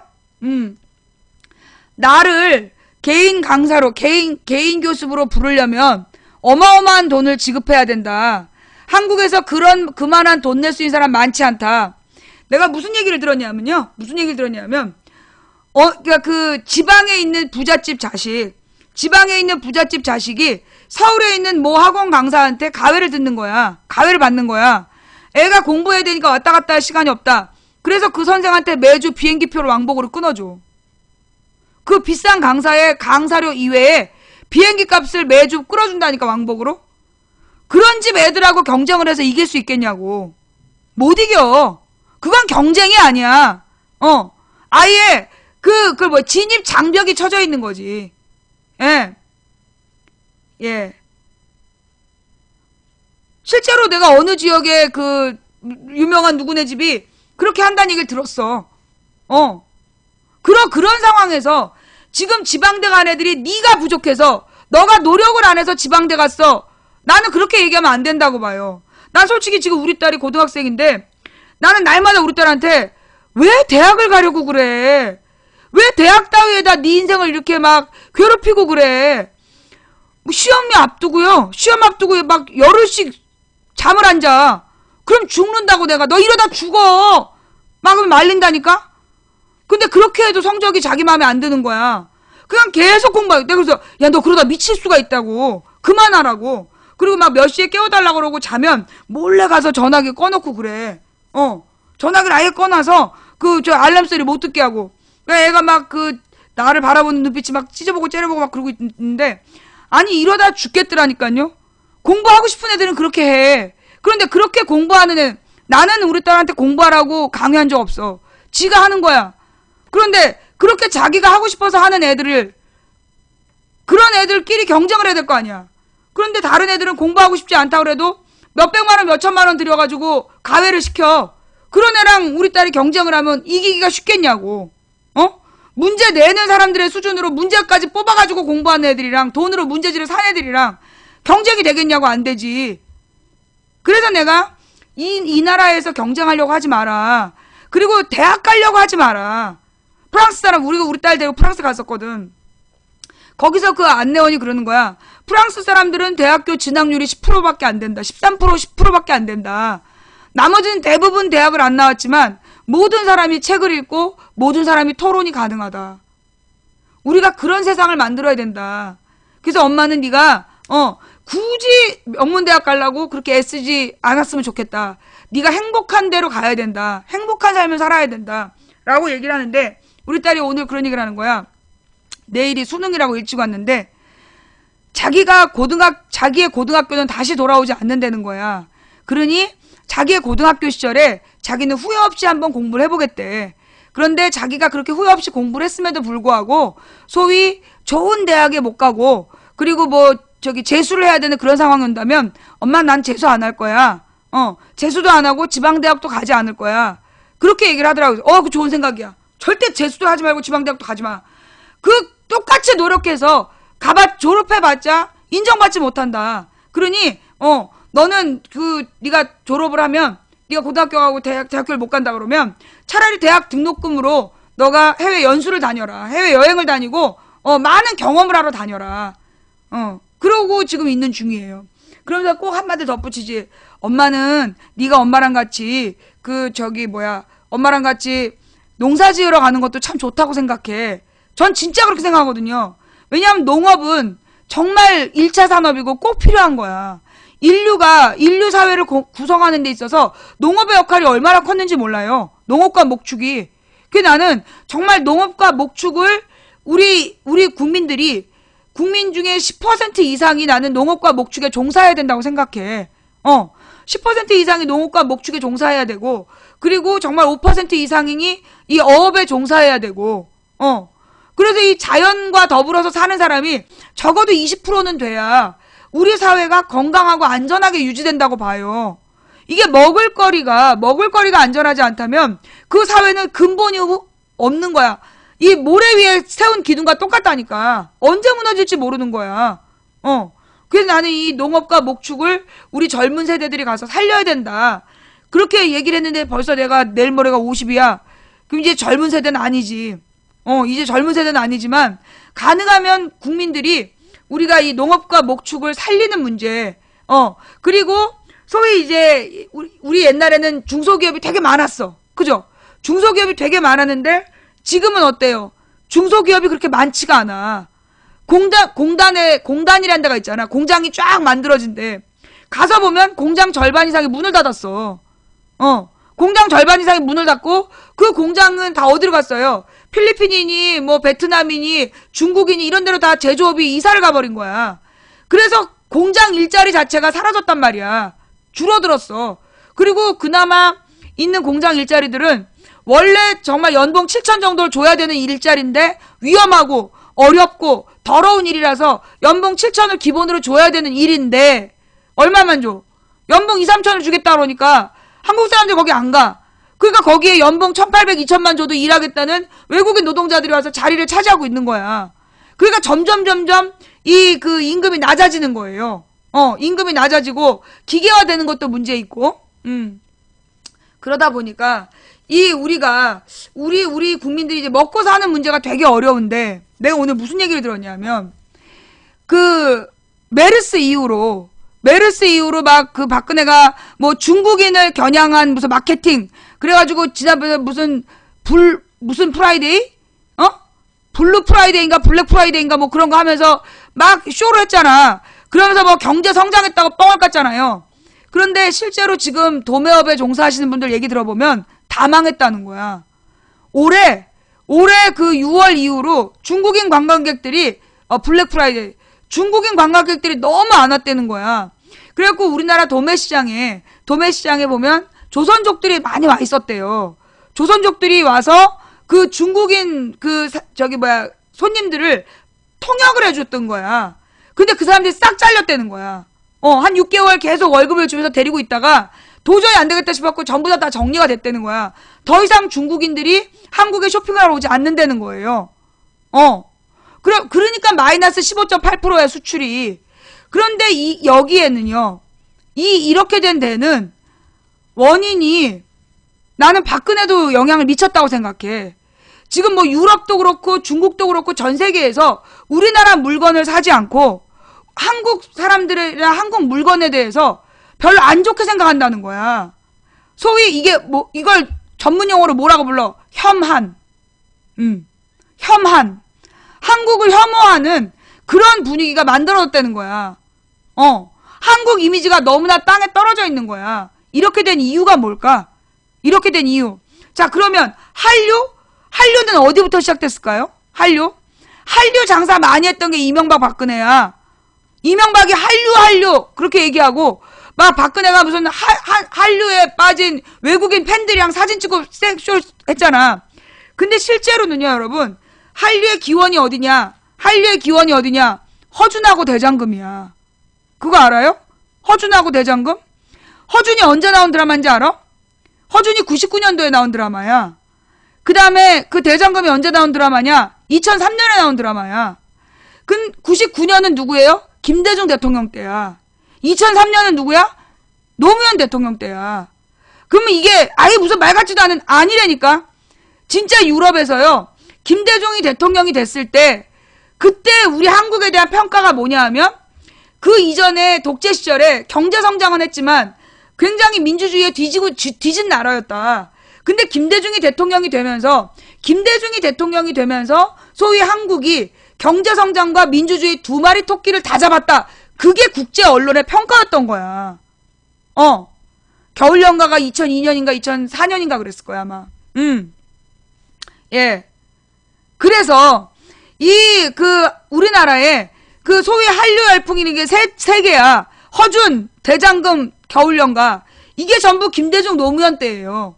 김대중 노무현 때 이 드라마들이 세계적인 영향을 미쳤는데 사실 여러분 왜 허준이나 대장금이 인기 있는지 모르죠. 이게 그 겨울연가하고는 달라. 겨울연가는 다른 나라에선 그렇게 큰 인기를 끌지 않았어. 일본에서만 그랬어. 일본에서만 겨울연가가 미친듯이 인기를 끌었던 거고 실제로 전 세계에서 인기를 끌었던 건 허준하고 대장금이었어요. 왜? 허준하고 대장금에 들어있는, 그래서 지금도 그 중동에 정치인으로 나가려면 정강렬을 부른대잖아. 저기 중동 지방에서 정치적으로 성공하고 싶은 사람이나 나라에 어느 나라 내란이 일어났다는 거야. 내전이 일어나고 전쟁을 하고 있었는데 그때 정강렬이 가니까 내전이 중단이 됐대. 그래서 국빈 대우를 받는다는 거야. 그게 허준 때문에. 허준이 국빈 대우를 받았다는 거예요. 그게 왜 그랬냐? 허준이라는 드라마가 어떤 내용이었어? 너무너무 어렵고 막 위험한 일들을 특히 권력자들에 의해서 허준이 굉장히 고통을 당하잖아. 근데 그럴 때마다 그걸 극복해내면서 이 어려움에 굴하지 않고 의지를 가지고 극복해 나가는 인간상을 만들어준 거야. 그 다음에 대장금이 인기 있었던 것도 역시 마찬가지 이유야. 이게 아시아 지역에 중국, 그 다음에 베트남, 동남아시아, 저쪽 중동까지 전부 다 이게 아시아 문화권에서 허준하고 대장금이 인기를 끈 이유가 뭐냐 하면 많은 시련, 특히 권력자들에 의한 많은 시련을 겪으면서도 굴하지 않고 그 문제를 지혜롭게 극복해 나가는 주인공들의 모습이 이 아시아적인 인간상으로서 공감대를 형성한 거야. 그리고 내가 그때 무슨 얘기를 들었냐면 내가 여의도에 있을 때야. 2004년에서 7년 사이에 들은 얘기인데 그때 이제 어떤 사람이 그때 이제 중동에서 계약을 따내는 게 너무 어려웠던 거야. 왜 그러냐면 중동 사람들은 약속 시간에 늦어놓고 인샤알라 그런데 이건 알라의 뜻이라고 쥐가 약속에 늦어놓고 그래놓고 이렇게 계약을 하자고 그러면 이리 재고 저리 재면서 이게 알라의 뜻이니까 지금 하지 말고 다음 기회로 미루자 그런다는 거야. 그래가지고 그 계약을 따내기 위해서 아주 피가 마른다는 거예요. 그래서 그렇게 계약 따내는 게 왜냐하면 옛날에 그 아라비아가 상인들의 중심이잖아. 아라비아 상인. 그들한테 아라비아 상인의 상수를 배운 사람들이기 때문에 쉽게 절대 손해볼 장사를 하지 않는 거야. 그래서 계약 성사가 너무 힘들었었던 거예요. 그런데 그때 어떤 사람이 가는 족족 계약을 성사시켰대. 비법이 뭐였냐면 대장금 CD. 대장금 CD를 구워갖고 가서 그거를 딱 보여준 거야. 딱 선물을 하고 그래가지고 그냥 가는 족족 대장금 CD 한 질이면 계약이 딱딱 성사가 됐다는 거야. 어떤 나라는 사우디아라비아나 어느 나라는 대장금 시청률이 92%가 나왔다는 거야. 대장금 시청률이 92%. 심지어 왜 김대중 노무현 때 북한하고 이렇게 왕래를 했잖아요. 북한의 어떤 간부가 그 남조선이 대단히 훌륭하다고 남조선 문화가 남조선 문화가 대단히 훌륭하다. 그러면서 어떻게 이렇게 주체의 정신을 똑바로 살린 드라마를 만들 수 있냐고 대장금. 어떤 적들의 시련에도 굴하지 않고 인간 승리의 굳은 의지를 보여준 대표적인 인물이 우리 대장금 동지 아니겠어? 이러면서 대장금을 북한 사람도 좋아하더라는 거야. 그래가지고 이 대장금이 사실은 그러니까 허준하고 대장금이 소위 아시아를 휩쓸게 되는 거예요. 아시아를 휩쓸게 돼가지고 거기서 한류가 생긴 거야. 그 다음에 이 일본이 우리를 굉장히 깔봤는데 겨울연가 때문에 겨울연가가 일본으로 전파가 됐는데 이유가 뭐냐? 일본 여자들이 내가 그랬잖아. 일본은 여자를 굉장히 깔본다고. 여자를 굉장히 깔보는 문화인데 저기 겨울연가에 나온 배용준이가 이민영이지 사실 배용준이 아니라 이민영이라는 인물이 너무나 그 여자 주인공한테 잘해준 거야. 그래가지고 일본 사람들이 그냥 어떤 할머니가 그때 다큐멘터리가 나왔어. 일본의 어떤 할머니가 80이 넘은 할머니인데 86세가 됐든가 그런 할머니인데 이제 돌아가실 날이 얼마 안 돼서 거의 임종을 바라고 있었대. 임종을 기다리고 있는 할머니였는데 그 겨울연가를 본 거야. 이 할머니가 살아나셨어. 이민영에 대한 사랑의 마음으로 장례식 준비하고 있던 할머니가 살아나셔서 그 뒤로도 한동안을 살아 지내셨다는 그게 죽어가는 자를 살리는 윤사마의 기적이 일본에서 일어났다니까. 그래서 우리나라의 드라마가 이제 팔리기 시작한 거야. 그래갖고 중국에 가면 내가 중국을 갔을 때가 언제였냐면 2008년인가 그때 갔었어. 2007년인가 8년인가 중국에 갔었는데 중국의 여러 지역을 돌아다녔단 말이야. 그런데 가는 곳마다 한국 드라마가 나왔어. 가는 곳마다 한국 드라마가 나오고 있는 거야. 그러니까 이제 중국의 어느 지방을 가든 이 방송에 한국 드라마가 나오고 있던 그런 때였어요. 그런데 요즘 어떨까요? 한국 드라마 안 본대. 요즘에 한국 드라마를 안 본다는 거야. 생각해보면 허준, 대장금, 그리고 겨울연가 특징이 뭐야? 재벌이 안 나와. 그죠? 허준, 대장금, 겨울연가 재벌이 안 나와. 그래서 이게 인기를 끌었던 거야. 그런데 소위 이게 2000년대 발리에서 생긴 일 이후로 그게 2006년인가 나왔지. 발리에서 생긴 일 이후로 이 재벌 드라마가 나오기 시작해. 발리에서 생긴 일까지만 하더라도 재벌과 러브 스토리가 해피엔딩으로 끝나지 않았어. 발리에서 생긴 일이 어땠어요? 불행하게 끝났잖아. 주인공이 소지섭하고 하지원 쏴 죽이고 지가 자살하면서 끝나는 게 발리에서 생긴 일이잖아. 김대중 노무현 때는 재벌 드라마가 나와도 그랬어. 그런데 그 파리의 연인인지 뭔지 그게 나오면서부터 이게 물이 흐려진 거야. 물이 흐려지면서 모든 드라마에 재벌이 나와. 그리고 모든 드라마에서 재벌과 그 가난한 여자의 해피엔딩이야. 그런데 그게 사실은 안 먹히는 거예요. 왜 안 먹히느냐? 실제로 아시아에서는 그렇게 많은 부를 쌓는 게 목적이 아니야. 삼순이도 달라. 삼순이 끝에 재벌이랑 결혼해? 해피엔딩이야? 해피엔딩 아니에요. 김삼순 끝이 어떤 거였냐면 결국 그 집안이 반대하잖아. 현빈네 집안이 반대해. 그래서 김삼순과 현빈은 김삼순과 남자 주인공은 계속 연애를 하면서 끝이 어딘지 가보자. 그걸로 끝이야. 그랬던 거예요. 그랬는데 이게 이 파리의 연인인지 뭔지 나오면서부터 막 재벌을 막 미화하고 재벌과의 사랑이 중심이 되고 심지어 나중에 어떻게 됐어? 장혁 나오고 장혁이랑 장나라 나오는 드라마가 이제 소위 재벌 아들하고 장나라라는 포스트잇 거라고 연애하는 이런 얘기가 드라마로 나왔어. 그게 뭐였니? 무슨 조인성 나오는 드라마인가 뭔가 하고 붙었었던 거잖아. 근데 시청률은 장나라 여기가 훨씬 더 높았다는 거예요. 그런데 그런 드라마가 팔릴까요? 안 팔린다는 거야. 더 이상 한국 드라마가 운명처럼 널 사랑해요. 한국 드라마가 더 이상 안 팔린다는 거야. 왜? 스토리가 뻔하거든.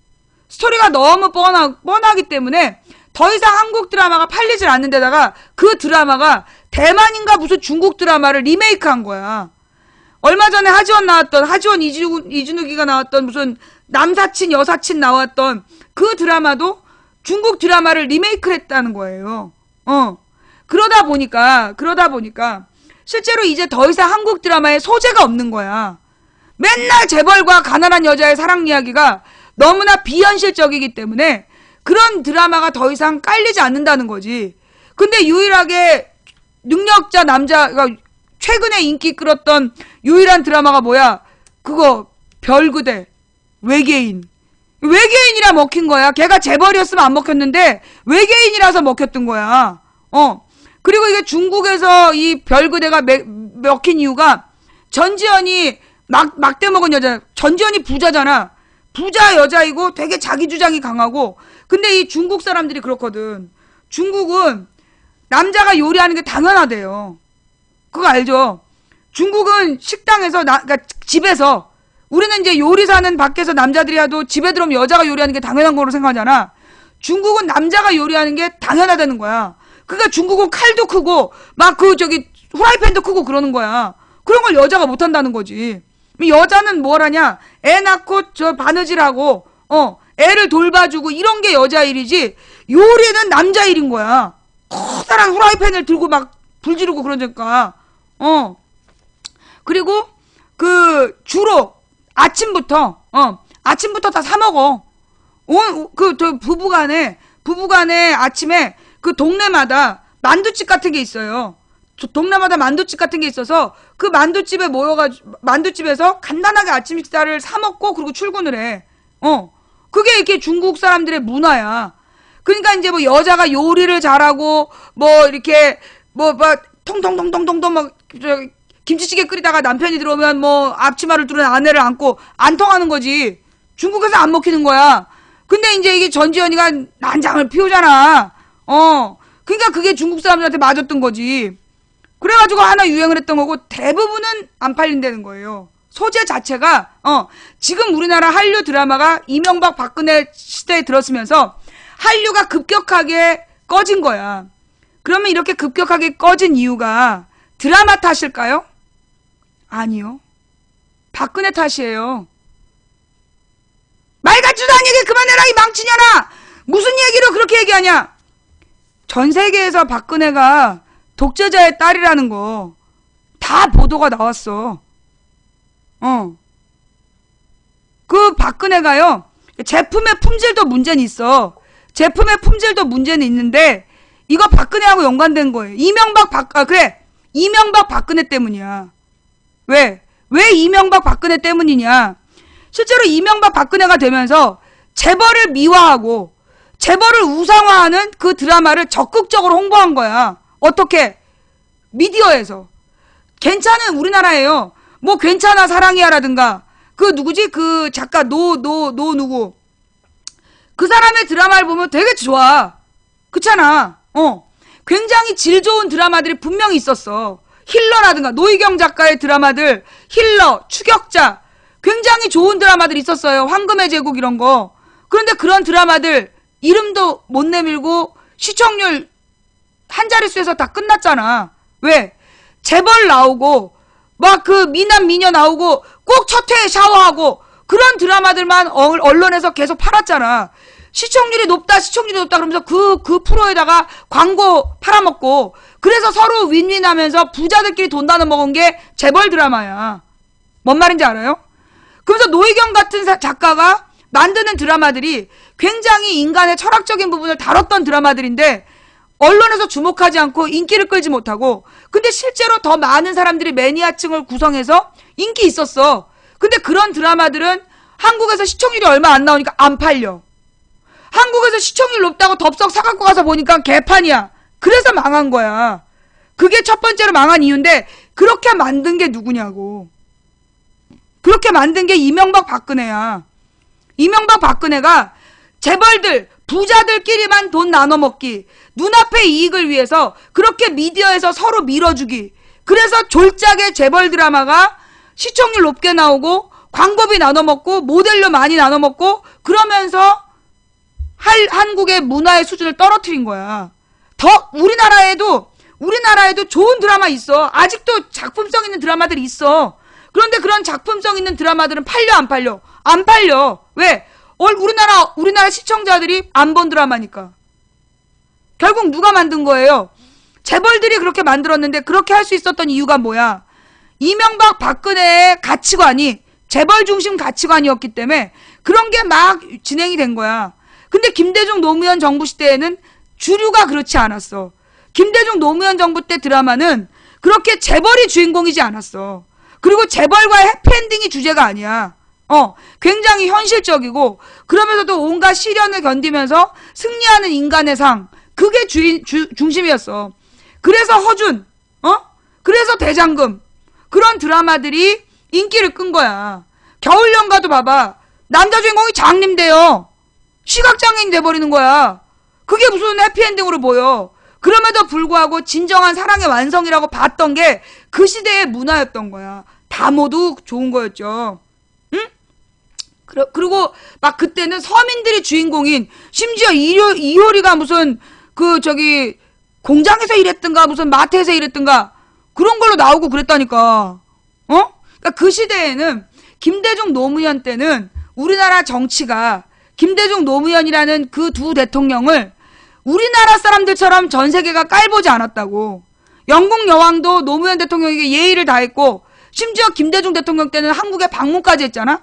그러면서 이 영국 여왕의 그런 태도가 전 세계에서 김대중 노무현을 존중해줬단 말이야.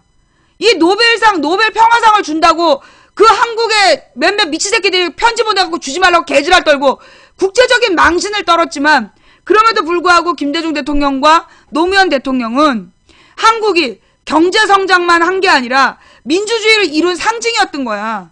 그래서 김대중 노무현의 나라, 이 한국이 그래서 이미지가 좋았던 거예요. 그런데 이명박이 대통령이 됐어. 그래도 이명박은 스토리가 있었던 거야. 평사원에서 CEO가 된 사람. 왜 우리 지금 미국의 하원 의장 있잖아. 미국의 하원 의장이 40대가 됐는데 걔가 맥도날드 아르바이트생 출신이라며. 맥도날드에서 아르바이트 하던 사람이 하원 위원장이 됐다. 하원 의장이 됐다. 우리나라에서 대대적으로 막 홍보를 했대잖아. 근데 알고 보니까 그 새끼 꼴통이래. 나이는 젊은데 꼴통인 거야. 그래갖고 굉장히 구구파래요. 되게 구구적인 성향이 있는 남자인데 우리나라 언론에서 막 띄워주잖아. 그 하원 의장을. 근데 좌우지간 이명박이 당선됐을 때는 그래도 평사원에서 CEO가 된 사람, 그래서 그나마 이명박 초기에는 받아줬대요. 그런데 이명박이 되고 나서 왜 우리나라에서 광우병 쇠고기 수입 문제가 터져가지고 100만 명이 촛불 들었잖아. 그게 온 세계에 다 보도가 된 거야. 그리고 나서 그해 가을부터인가 해외여행을 가면 한국 어떡하냐고, 그 독재자 때문에 어떡하냐고 여행객들한테 그 호텔 벨보이가 얘기를 하더라는 거야. 그리고 나는 사우스코리아라고, 독재자는 노스코리아라 그랬대. 아니 사우스코리아 프레지던트 리 그러더라는 거예요. 2008년 가을부터 이미 세계에서는 영국 정도 되면, 왜냐하면 그때 8년에 김대중하고 비교해서 그 영국에서 무슨 BBC나 파이낸셜 타임즈인가? 영국의 유명한 언론들이 김대중의 리더십과 그 이명박의 리더십을 비교해서 한국에 과연 제대로 가고 있냐, 이런 기사들이 막 나왔다는 거야. 그래서 이제 이 유럽에서 시작돼갖고 이 이명박이 대통령이 된 거를 염려하기 시작했다는 거야. 염려하기 시작해가지고, 그런데 박근혜가 대통령이 됐어. 박근혜가 대통령이 되니까 어디에서? 타임지에서 독재자의 딸이라고 쓴 거 아니야. 스트롱맨즈 도터. 스트롱맨즈 도터가 뭔 뜻이냐?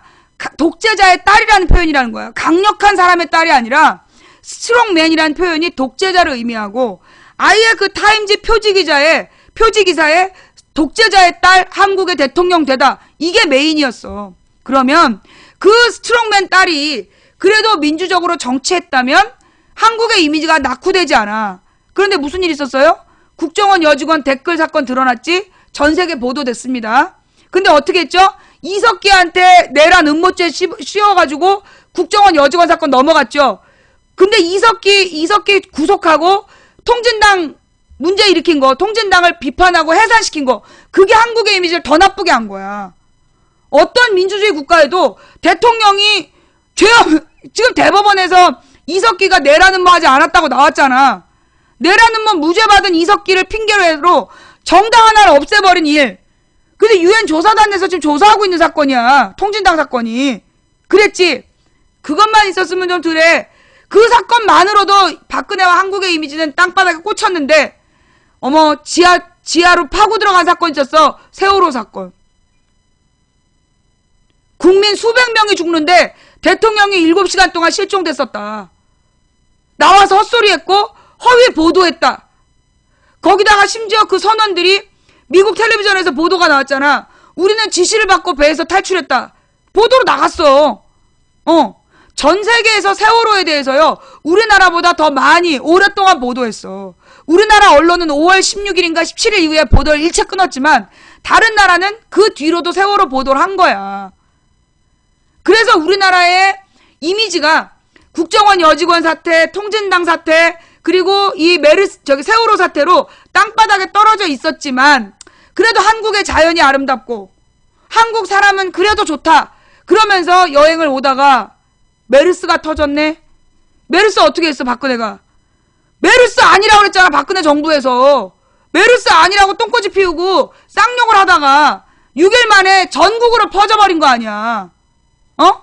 그런데 여기서 문제는 중국인데, 중국은 뭘 경험한 나라야? 사스를 경험한 나라야.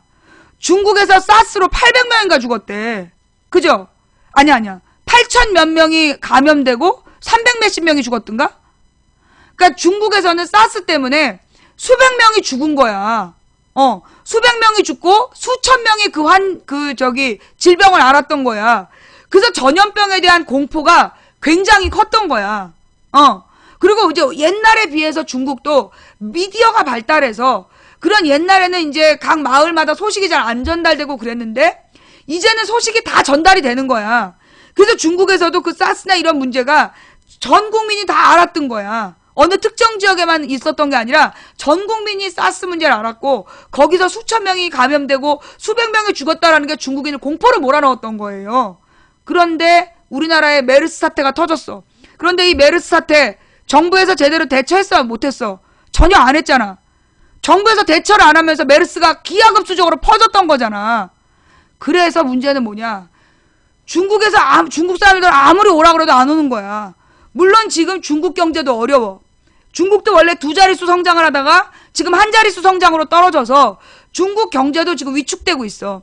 그리고 중국에 내가 몇 달 전에 방송한 내용인데 중국 사람들이 돈을 모아서 그러니까 돈이 생기면 이제 물건을 사지 않고 주식을 산다는 거야. 그게 지금 중국이 1자릿수 성장을 하는 원인이에요. 내가 볼 때는 중국이 지금 1자릿수 성장을 하는 원인이 설마 뭐 주식 산다고 그것 때문에 망하겠냐? 아니. 중국이 계속 성장할 수 있었던 이유는 뭐냐? 끊임없이 소비를 했기 때문이야. 중국 사람들이 어마어마한 13억, 15억이 계속 소비를 하니까 물건을 계속 공급했어야 됐고 그러니까 생산량이 늘어나서 2자릿수 성장을 계속했던 거야.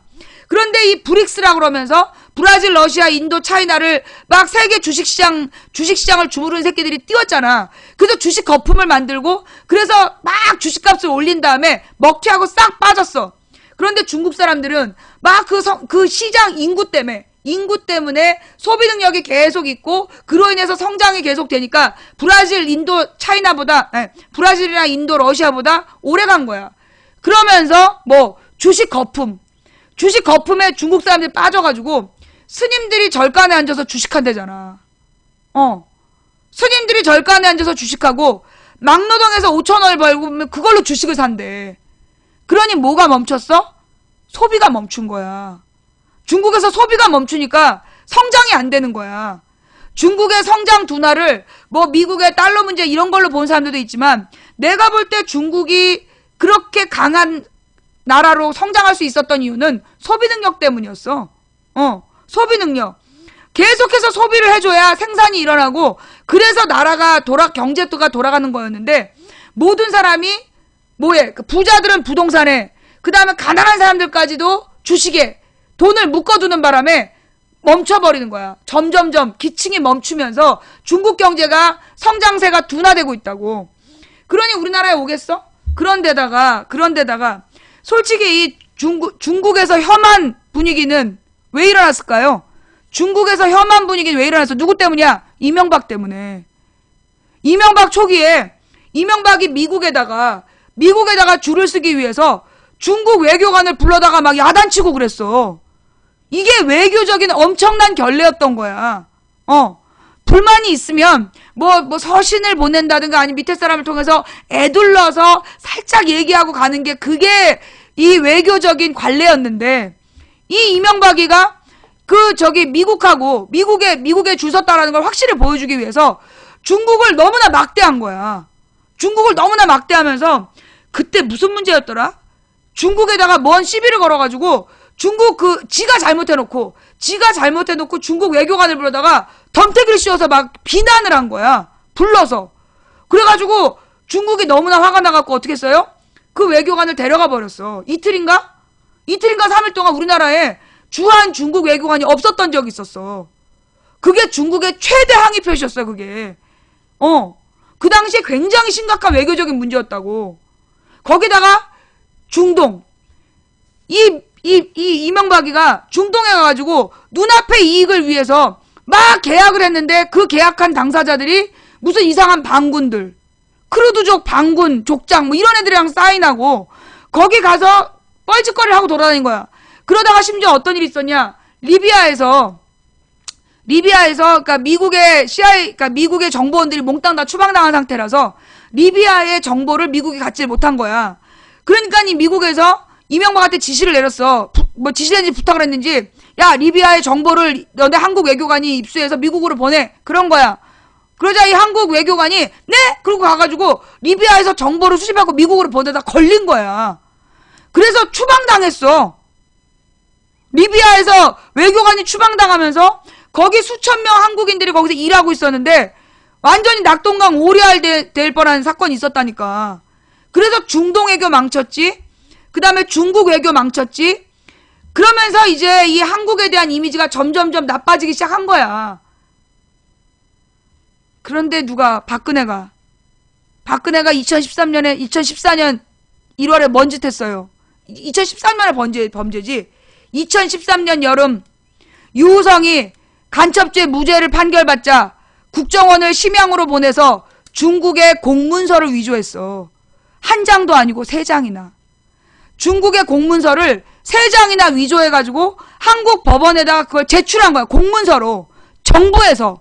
검찰과 국정원이. 그래서 이걸 중국에서 애둘러서 항의 표시를 처음 했대. 근데 우리 새누리당이랑 우리 정부에서 쌩깐 거야. 뭐 그까짓 거 그거 정확하게 어떤 게 위조라고 얘기한 거 아니다. 그러면서 그때 반성할 기회를 발로 걷어찼어. 그래서 중국이 작심하고 외교 라인을 통해서 공식적으로 항의한 거야. 그 문서 만든 새끼 넘겨라. 중국에서 중대 범죄다. 그래 넘겼어 안 넘겼어? 안 넘겼어. 이런 문제들이 아무리 시진핑이 뭐 박근혜하고 관계를 풀어보려고 해도 이런 문제들이 지금 중국 사람들 내부에서 쫙 퍼진 거야. 쫙 퍼져 있는 거야. 그래서 지금 이 한국에 대한 분위기가, 그리고 유럽에 가서도요. 유럽에 가서 무슨 한류 스타 팬클럽하고 모임했다 이거 나중에 밝혀졌잖아. 그거 전부 다 동원된 사람들이라고. 박근혜가 계속 뭐 유럽을 돌아다니면서 한류 문화 팬클럽 회장하고 뭐 사진 찍고 그랬잖아. 그 사람이 일부러 온 게 아니라, 자발적으로 온 게 아니라 우리나라 문교부에서 뭐 문화체육관광부에서 그쪽에다가 요청을 해갖고 동원이 된 사람들이었던 거야. 근데 동원해서 사진만 찍고 씩 가버린 거야. 그래서 그리고 거기에 모였던 사람들 내용이 너무나 형편없는, 별로 많이 모이지도 않았고 굉장히 후루룩 지나가는 행사용 사진 찍기였던 거야. 그게 소문이 다 난 거예요. 그래서 여러분, 요즘에 박근혜가 유명한 나라 안 가는 거 모르지? 이번에도 뭐 필리핀 가고, 유럽에 뭐 독일이나 뭐 영국이나 뭐 프랑스 이런 데에서 부르지 않아. 2013년에 부르고 그걸로 끝이야. 그 뒤로는 지금 박근혜 어디 갔어? 작년인가? 어디 가갖고 올 여름인가? 남미 갔잖아. 남미 뭐 저기 몇 개 나라, 4개 나라인가 돌면서 뭐 무슨 링거 투혼 막 그랬잖아. 근데 그 박근혜가 간 다음에 어떻게 됐어, 남미가? 박근혜가 처음에 간 나라가 하루 전날 쿠데타 일어나고, 그 다음에 두 번째인가 간 데는 막 화산 폭발하고, 그 다음 뭐지? 지진이 났던가? 쿠데타에, 화산에, 지진에, 그 다음 뭐 홍수에 막 그랬어. 홍수. 화산, 홍수. 아수라장이 된 거야. 근데 심지어 지금 박근혜가 미국 갔다 왔잖아. 근데 막 캘리포니아에, 그러니까 미국 서부 지역에 막 토네이도가 막 때 아닌, 원래 토네이도가 지금 오면 안 되는데 막 쑥대밭을 이루고 막 멕시코에서부터 올라온 토네이도가 원래 거기서 꺼져야 되는데 계속 올라오고 있대잖아. 난리 났었어, 거기. 그럼 그 다음에 막 홍수도 나고. 그래가지고 이제 박근혜가 다녀가면 이상하다 그래서 한국 사람들이 되게 두려움에 떨고 있다고. 그게 내가 저기 텔레그램으로 거기 어디야? 캘리포니아 사는 사람한테 받은 얘기야. 좌우지간. 지금 우리나라의 이미지가, 한국의 이미지가 이렇게 전락된 거. 이게 단지 한류 드라마의 질이 떨어져서냐? 아니라는 거야. 이명박 박근혜가 끊임없이 부자를 미화하고 재벌을 미화하고 그걸 이명박 박근혜를 지지하는 미디어들이 재벌들끼리 나눠먹기를 하면서 질을 떨어뜨렸고, 박근혜와 이명박이 정치적으로 오류를 범하면서 각 지역에서 혐한 분위기가 타올랐고, 일본에서도 지금 그 아베하고 뭐 대화 안 하겠다 그러면서 계속 버텼잖아. 위안부 문제 해결 없이 대화 없다 그러더니 만났어. 해결했어? 안 했잖아. 그러면서 일본에서 혐한 문화가 너무 심해져가지고요, 일본에 한류촌이 있대. 장사 안 된 지 몇 달 됐다는 거야. 일본에서 전해온 얘기야. 일본의 한류촌에서 지금 박근혜가 그 아베하고의 관계를 제대로 못 푸는 바람에 일본의 한류촌에서 장사가 지금 한참 안 됐다는 거야. 그리고 우리나라는 그나마 그동안 중국인 관광객들을 대상으로 장사를 해왔는데, 이 중국인 관광객들 사이에서도 지금 혐한 분위기가 퍼지고 있다는 거야. 안 온다는 거야, 우리나라에. 결국 이 우리나라 지금 경제가 굉장히 상황이 안 좋아졌는데 누구 때문이야? 지금요, 그 뭐 동대문이나 이쪽 가잖아. 그러면 뭐 동대문인가, 왜 우리 동대문 남대문 이런 그 유명한 전통 도매시장, 거기 가가지고 그 저기 지난번에 왜 전쟁 난다, 남대문인가 동대문인가 어떤 도매시장에서 온 얘기야. 전쟁 난다고 그래서 걱정되시냐고 누가 물어봤더니 그 상인들이 야 전쟁 나라고 그래 그러더라는 거야. 왜 그러냐고. 전쟁 나서 다 죽게. 지금 이대로 가면 나만 죽을 것 같은데 전쟁 나면 다 같이 죽잖아. 그러더라는 거예요. 내가 그 얘기했죠. 그게 지금 시장의 분위기인 거야. 그리고 상황이 너무 안 좋은 게 날마다 문 닫는 가게들, 도매시장에 문 닫는 가게들이 우후죽순으로 늘고 있다는 거야. 어마어마하게 지금 막 다 가게들이 문을 닫고 있대요. 왜냐하면 중국인을 대상으로 했던 그 도매상들이, 중국인들이 발이 지금 6개월째 끊겼잖아. 6월달부터 지금 5월달부터지. 메르스 사태 이후로 발이 끊겨가지고요. 지금 다들 문 닫고 있는 분위기인 거야. 그래서 지금 상황이 폭동 일어나기 직전이래. 지금 서울 도매시장에서 들어온 정보는 그런데 여러분 각 동네는 어떠세요? 예. 망치부인님, 대한민국 자살률 1위가 모든 걸 말해주지 않나요? 맞아요. 지금 사람들이 죽지 못해서 하는 거야. 매우 상태가 심각해. 그러면 나라 꼴이 이렇게 된 거 누구 탓이에요? 나라 경제, 민생 경제가 이 모양이 된 거 그거 누구 탓이야? 문재인 탓이야? 문재인 탓이야? 새정치연합 탓이야? 우리나라 경제 책임자가 누구야? 경제정책 책임자가 누구냐고. 박근혜와 새누리당이잖아.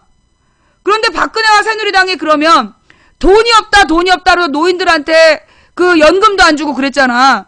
그런데 정말 돈이 없었을까요? 여러분 그거 아시죠? 우리나라 예산 중에 늘 복지 예산만 기사가 나와. 그런데 복지 예산의 수십 배가 뭐야? 건설 예산이야. 그런데 그 건설 예산의 절반 이상 60%인가가 어디로 갔어? 대구 경북. 우리나라 건설 예산의 대부분이 대구 경북으로 가고 있는 거야. 그러니 돈이 없는 거예요. 자, 그러면 대구 경북으로 간 돈은 전부 건설에 쓰였을까요? 응? 대구 경북으로 간 돈은 정말 그 지역 경제를 활성화시키는데 쓰였을까요? 그러면 지금 대구 경북 사람들이 그 가져간 몇십조 원을 가지고 엄청 잘 살아야 되잖아. 거기도 지금 대구 경북도 실업 문제 장난 아니고, 왜? 대구 경북에 있던 공장들도 많이 이사를 갔어. 다른 나라로. 결국은 뭐냐. 경제정책을 철저히 실패해놓고 지금 박근혜와 최경환이가 자기네 고향 사람들만 챙기면서, 그런데 정말 챙긴 걸까? 그리 간 그 많은 돈, 그 지역 민들 머릿수를 다 나눠봐봐. 한 집당 몇 억씩 가야 될 돈이야. 그런데 그 돈 다 어디 갔을까? 그 돈 다 어디 갔지? 옛날 얘기?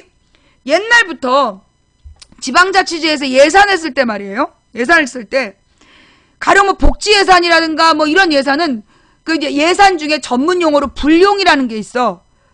불용된 예산. 그게 뭐냐? 아, 이런 분야로 쓸 거야 라고 계획을 세워서 예산을 이만큼 정해놨어. 그 돈을 모아놓은 거야. 그런데 그 일이 진행이 안 됐고 뭐 소송이 안 됐다든가 뭐 이래서 돈의 지출이 안 되고 남아있으면 그 돈을 뭐라고 그러느냐? 불용. 쓰지 않은 돈이라 그래. 그래서 이제 그 많은 지자체 예산 중에는 불용된 예산이 많았어. 그런데 절대 불용되지 않고 반드시 다 쓴 예산이 있어. 그게 뭐야? 건설 예산. 건설 예산은 반드시 다 써. 이유가 뭘까? 건설 예산을 반드시 다 쓰는 이유. 건설을 하다 보면 맨 처음에 누가 그 건설권을 따내. 대기업이 건설권을 따내. 그러면 이 대기업에서 그거 건설해? 안 해. 자기는 커미션만 한 20% 먹고 80%의 돈으로 하청을 줘. 그러면 하청받은 업체가 지네가 건설해?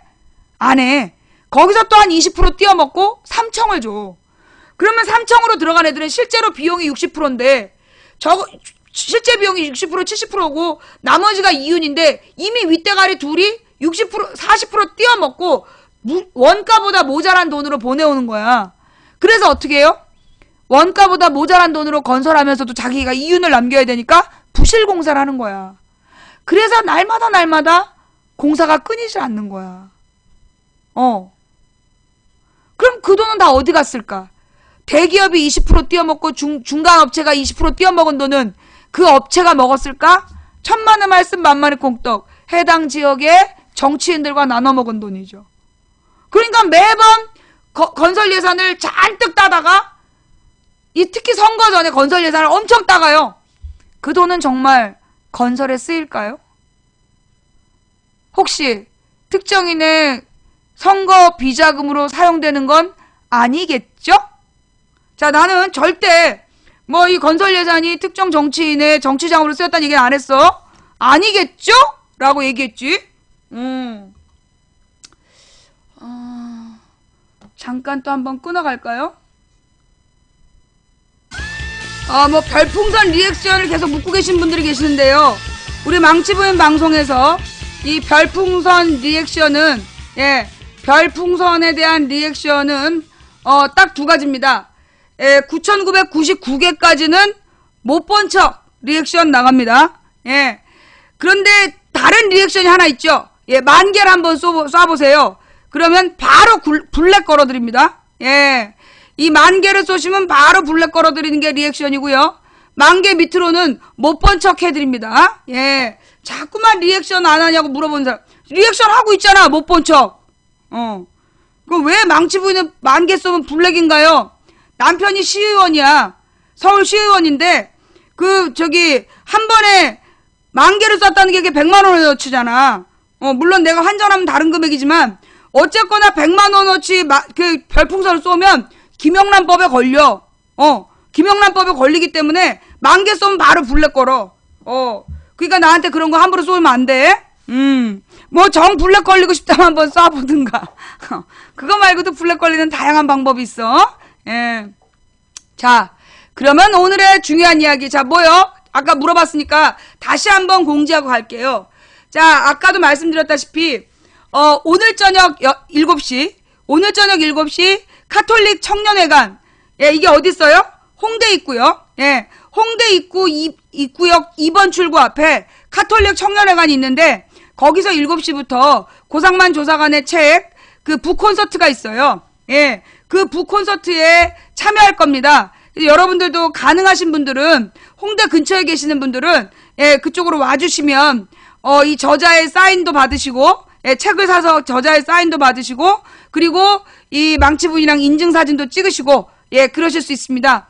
근데 오늘 못 오시는 분들은 어떻게 하면 되느냐? 평일인데 어떻게 해요? 보고 싶어요. 돌아오는 11월 14일 예, 내일 모레 토요일이죠. 내일 모레 글피 예, 토요일 낮 1시 예, 토요일 낮 1시 그 대학로에서 예, 망치 부인이 시민대회에 참석할 겁니다. 그러니까 이제 이 대학로로 오시면 되고요.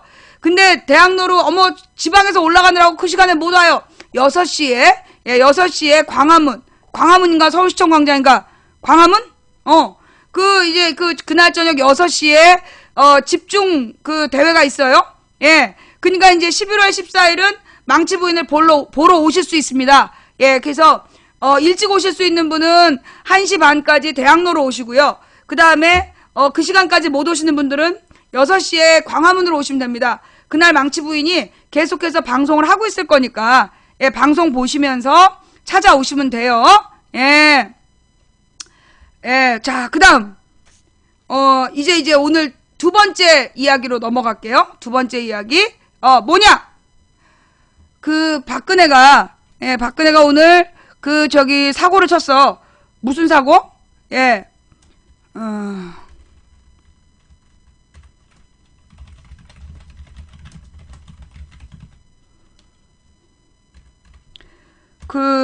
무슨 국무회의? 국무회의인지 뭔지 회의 시간에 20분에 걸쳐서 내년 총선에서 예, 진실한 사람을 뽑아달라. 그렇게 얘기를 한 거잖아요. 그죠? 이거 자, 여기서 중요한 거. 진실한 사람이라는 기준이 뭐냐야. 진실한 사람의 기준이 뭐냐? 이게 진짜 친박이라며. 진실한 사람의 기준이 뭐냐면 진짜 친박이래요. 그래서 진박이란 말이 나왔대. 진박. 이제 친박 중에는 여러 말이 있어. 뭐더라? 친박의 종류 쭉 쓴 기사 좀 갖고 와봐. 그러니까 이제 원조 친박, 맨 처음에 친박이었는데 이제 좀 나간 사람, 김무성 같은 게 원조 친박이라며. 그 다음에 탈박, 친박에서 떨어져 나간 게 탈박. 그 다음에 또 뭐가 있던데? 하여튼 이 친박의 종류가 많아.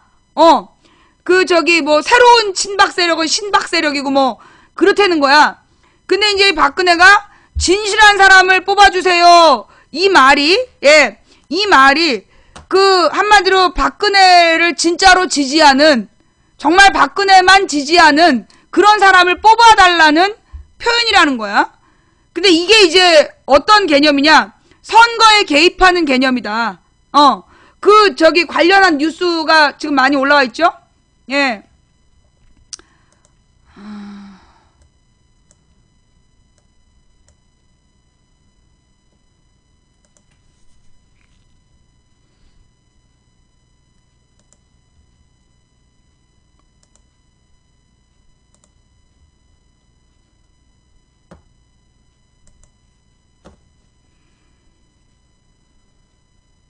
왜 이렇게 안 열리지? 예.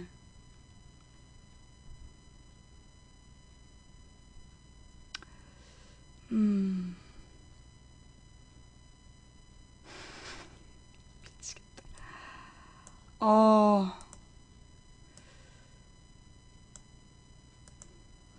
지금 이제 반응들이 나와 있는데요. 예. 우선 새누리, 예, 우선 친새누리 쪽 사람들의 반응을 한번 볼게요. 예. 이상돈, 박 대통령 발언, 이건 뭐 완전한 정치 개입 아니냐, 라고 발언을 했다. 예. 이상돈 중앙대 명예교수는 11일 박근혜 대통령의 국무회의 발언에 대해 대통령은 보다 냉정하게 자기 임기를 충실하게 채우는 데 힘을 다해야 하는데 이건 뭐 완전히 정치 개입 아니냐고 질타했다. 새누리당 비대위원 출신인 이 교수는 이날 YTN 라디오 신율의 출발 새아침과의 인터뷰에서 이같이 말하며 이건 대통령의 길이 아니다 라고 단언했다. 이건 대통령의 길이 아니다. 이거 굉장히 강도 높은 비판이에요. 이 사람의 지금 이 주장은 이거 탄핵까지 가야 된다는 걸 내포하고 있는 거야, 지금. 그는 박 대통령의 발언 함의에 대해선, 그러니까 포함되어 있는 뜻에 대해서 요새 여러 가지로 미루어 보건대 대구 경북도는 강남 3구 같이 여당 공천이 그냥 당선인 지역은 거기에 내가 뜻하는 사람을 밀어야 된다. 이런 의미로 들린다면서 제가 짐작하기에는 대구와 강남 3구는 결국 마지막 순간에 전략공천이 많을 것이라고 전망했다. 그는 전략공천에 반대하는 김무성 새누리당 대표의 대응에 대해서도 김무성 대표도 바깥에서 말은 그렇게 해도 결국에 내부적으로 적당히 타협하지 않을 수 없다고 본다면서 말하자면 대구하고 강남 3구는 청와대 몫으로 보고 그 밖의 지역은 경선을 통해 이른바 자기 사람을 지킬 수 있지 않은가 보는 것이라며 청와대와 타협을 할 것으로 내다봤다. 그는 18명의 강요 중 7명이나 출마하려는 데 대해서도 현 정권의 장관은 이명박 정권에서도 그랬지만 장관다운 장관이 몇 명이나 있었냐. 이런 말이 많지 않냐면서 완전히 집사형 장관이죠. 청와대 지시만 그대로 이행하는 장관이 아니라 집사죠, 집사. 이런 장관들이 1년 남짓하게 경력 불려서 총선에 나오고 이건 정말 아니라고 본다라고 질타했다. 이게 이제 소위 그 한국의 친새누리이면서 반박근혜, 박근혜 측근이 아닌 쪽의 비판이죠. 예. 그 다음에 이제 요거는 이종걸 원내대표의 발언인데, 이종걸, 박 대통령의 분노 조절 장애 나날이 심해지고 있다. 스스로를 대구 지역 공천위원장으로 위치시키고 있어. 이종걸 새정치민주연합 원내대표는 11일 박근혜 대통령을 향해 스스로 대구 지역 공천위원장으로 위치시키고 있다고 힐난했다.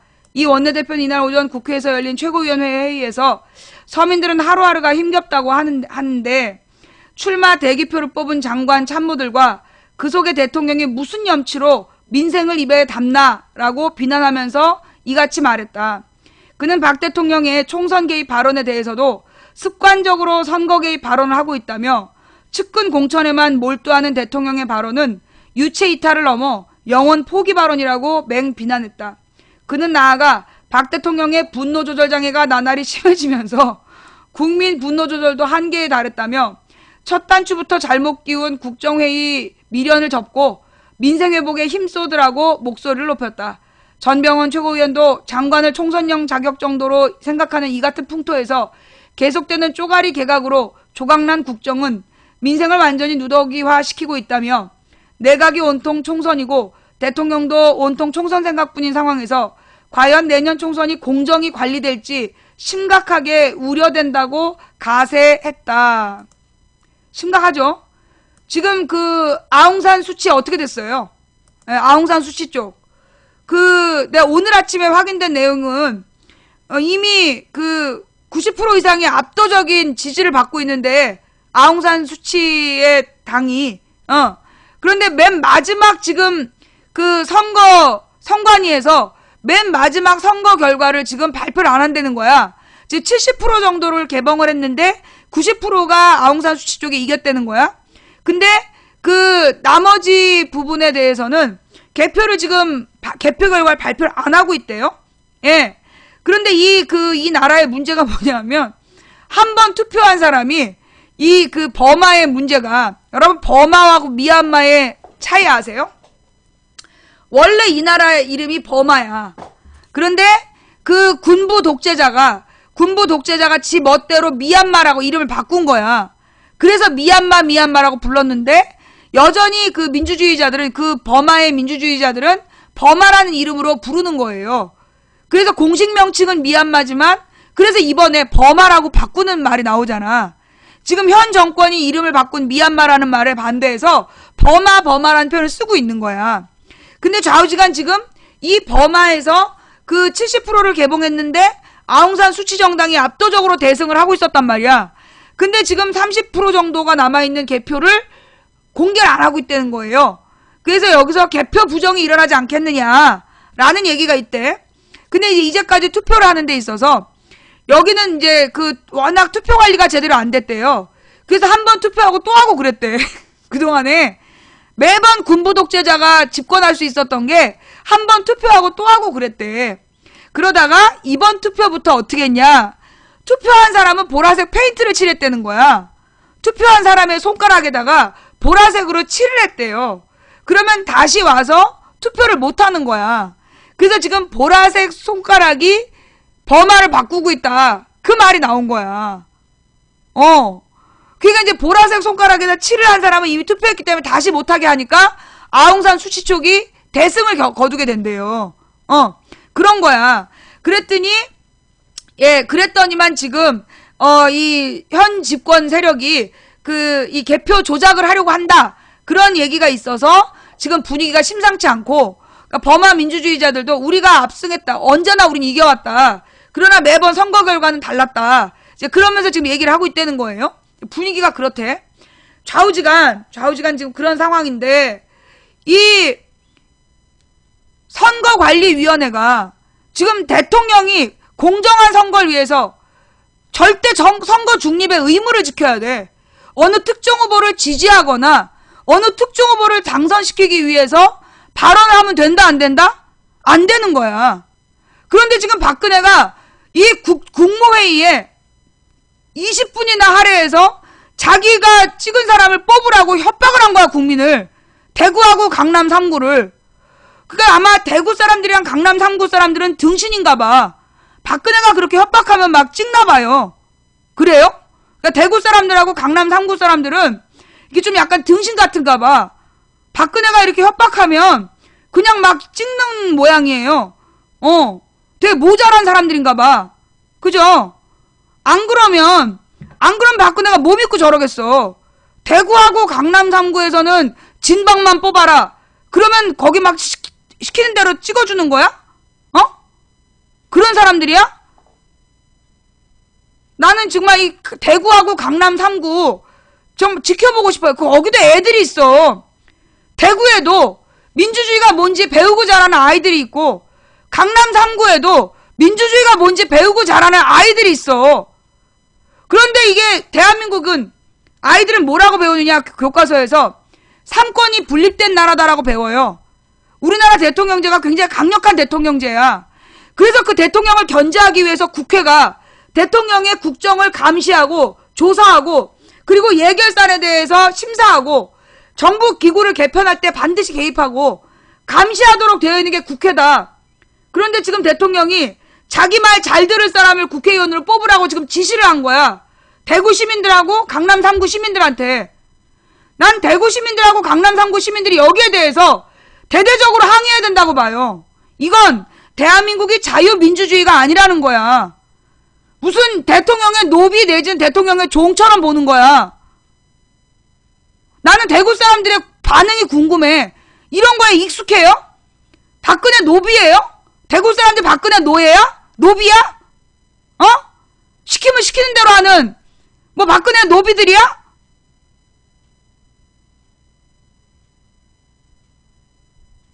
정말 대구 사람들이 궁금해요. 예.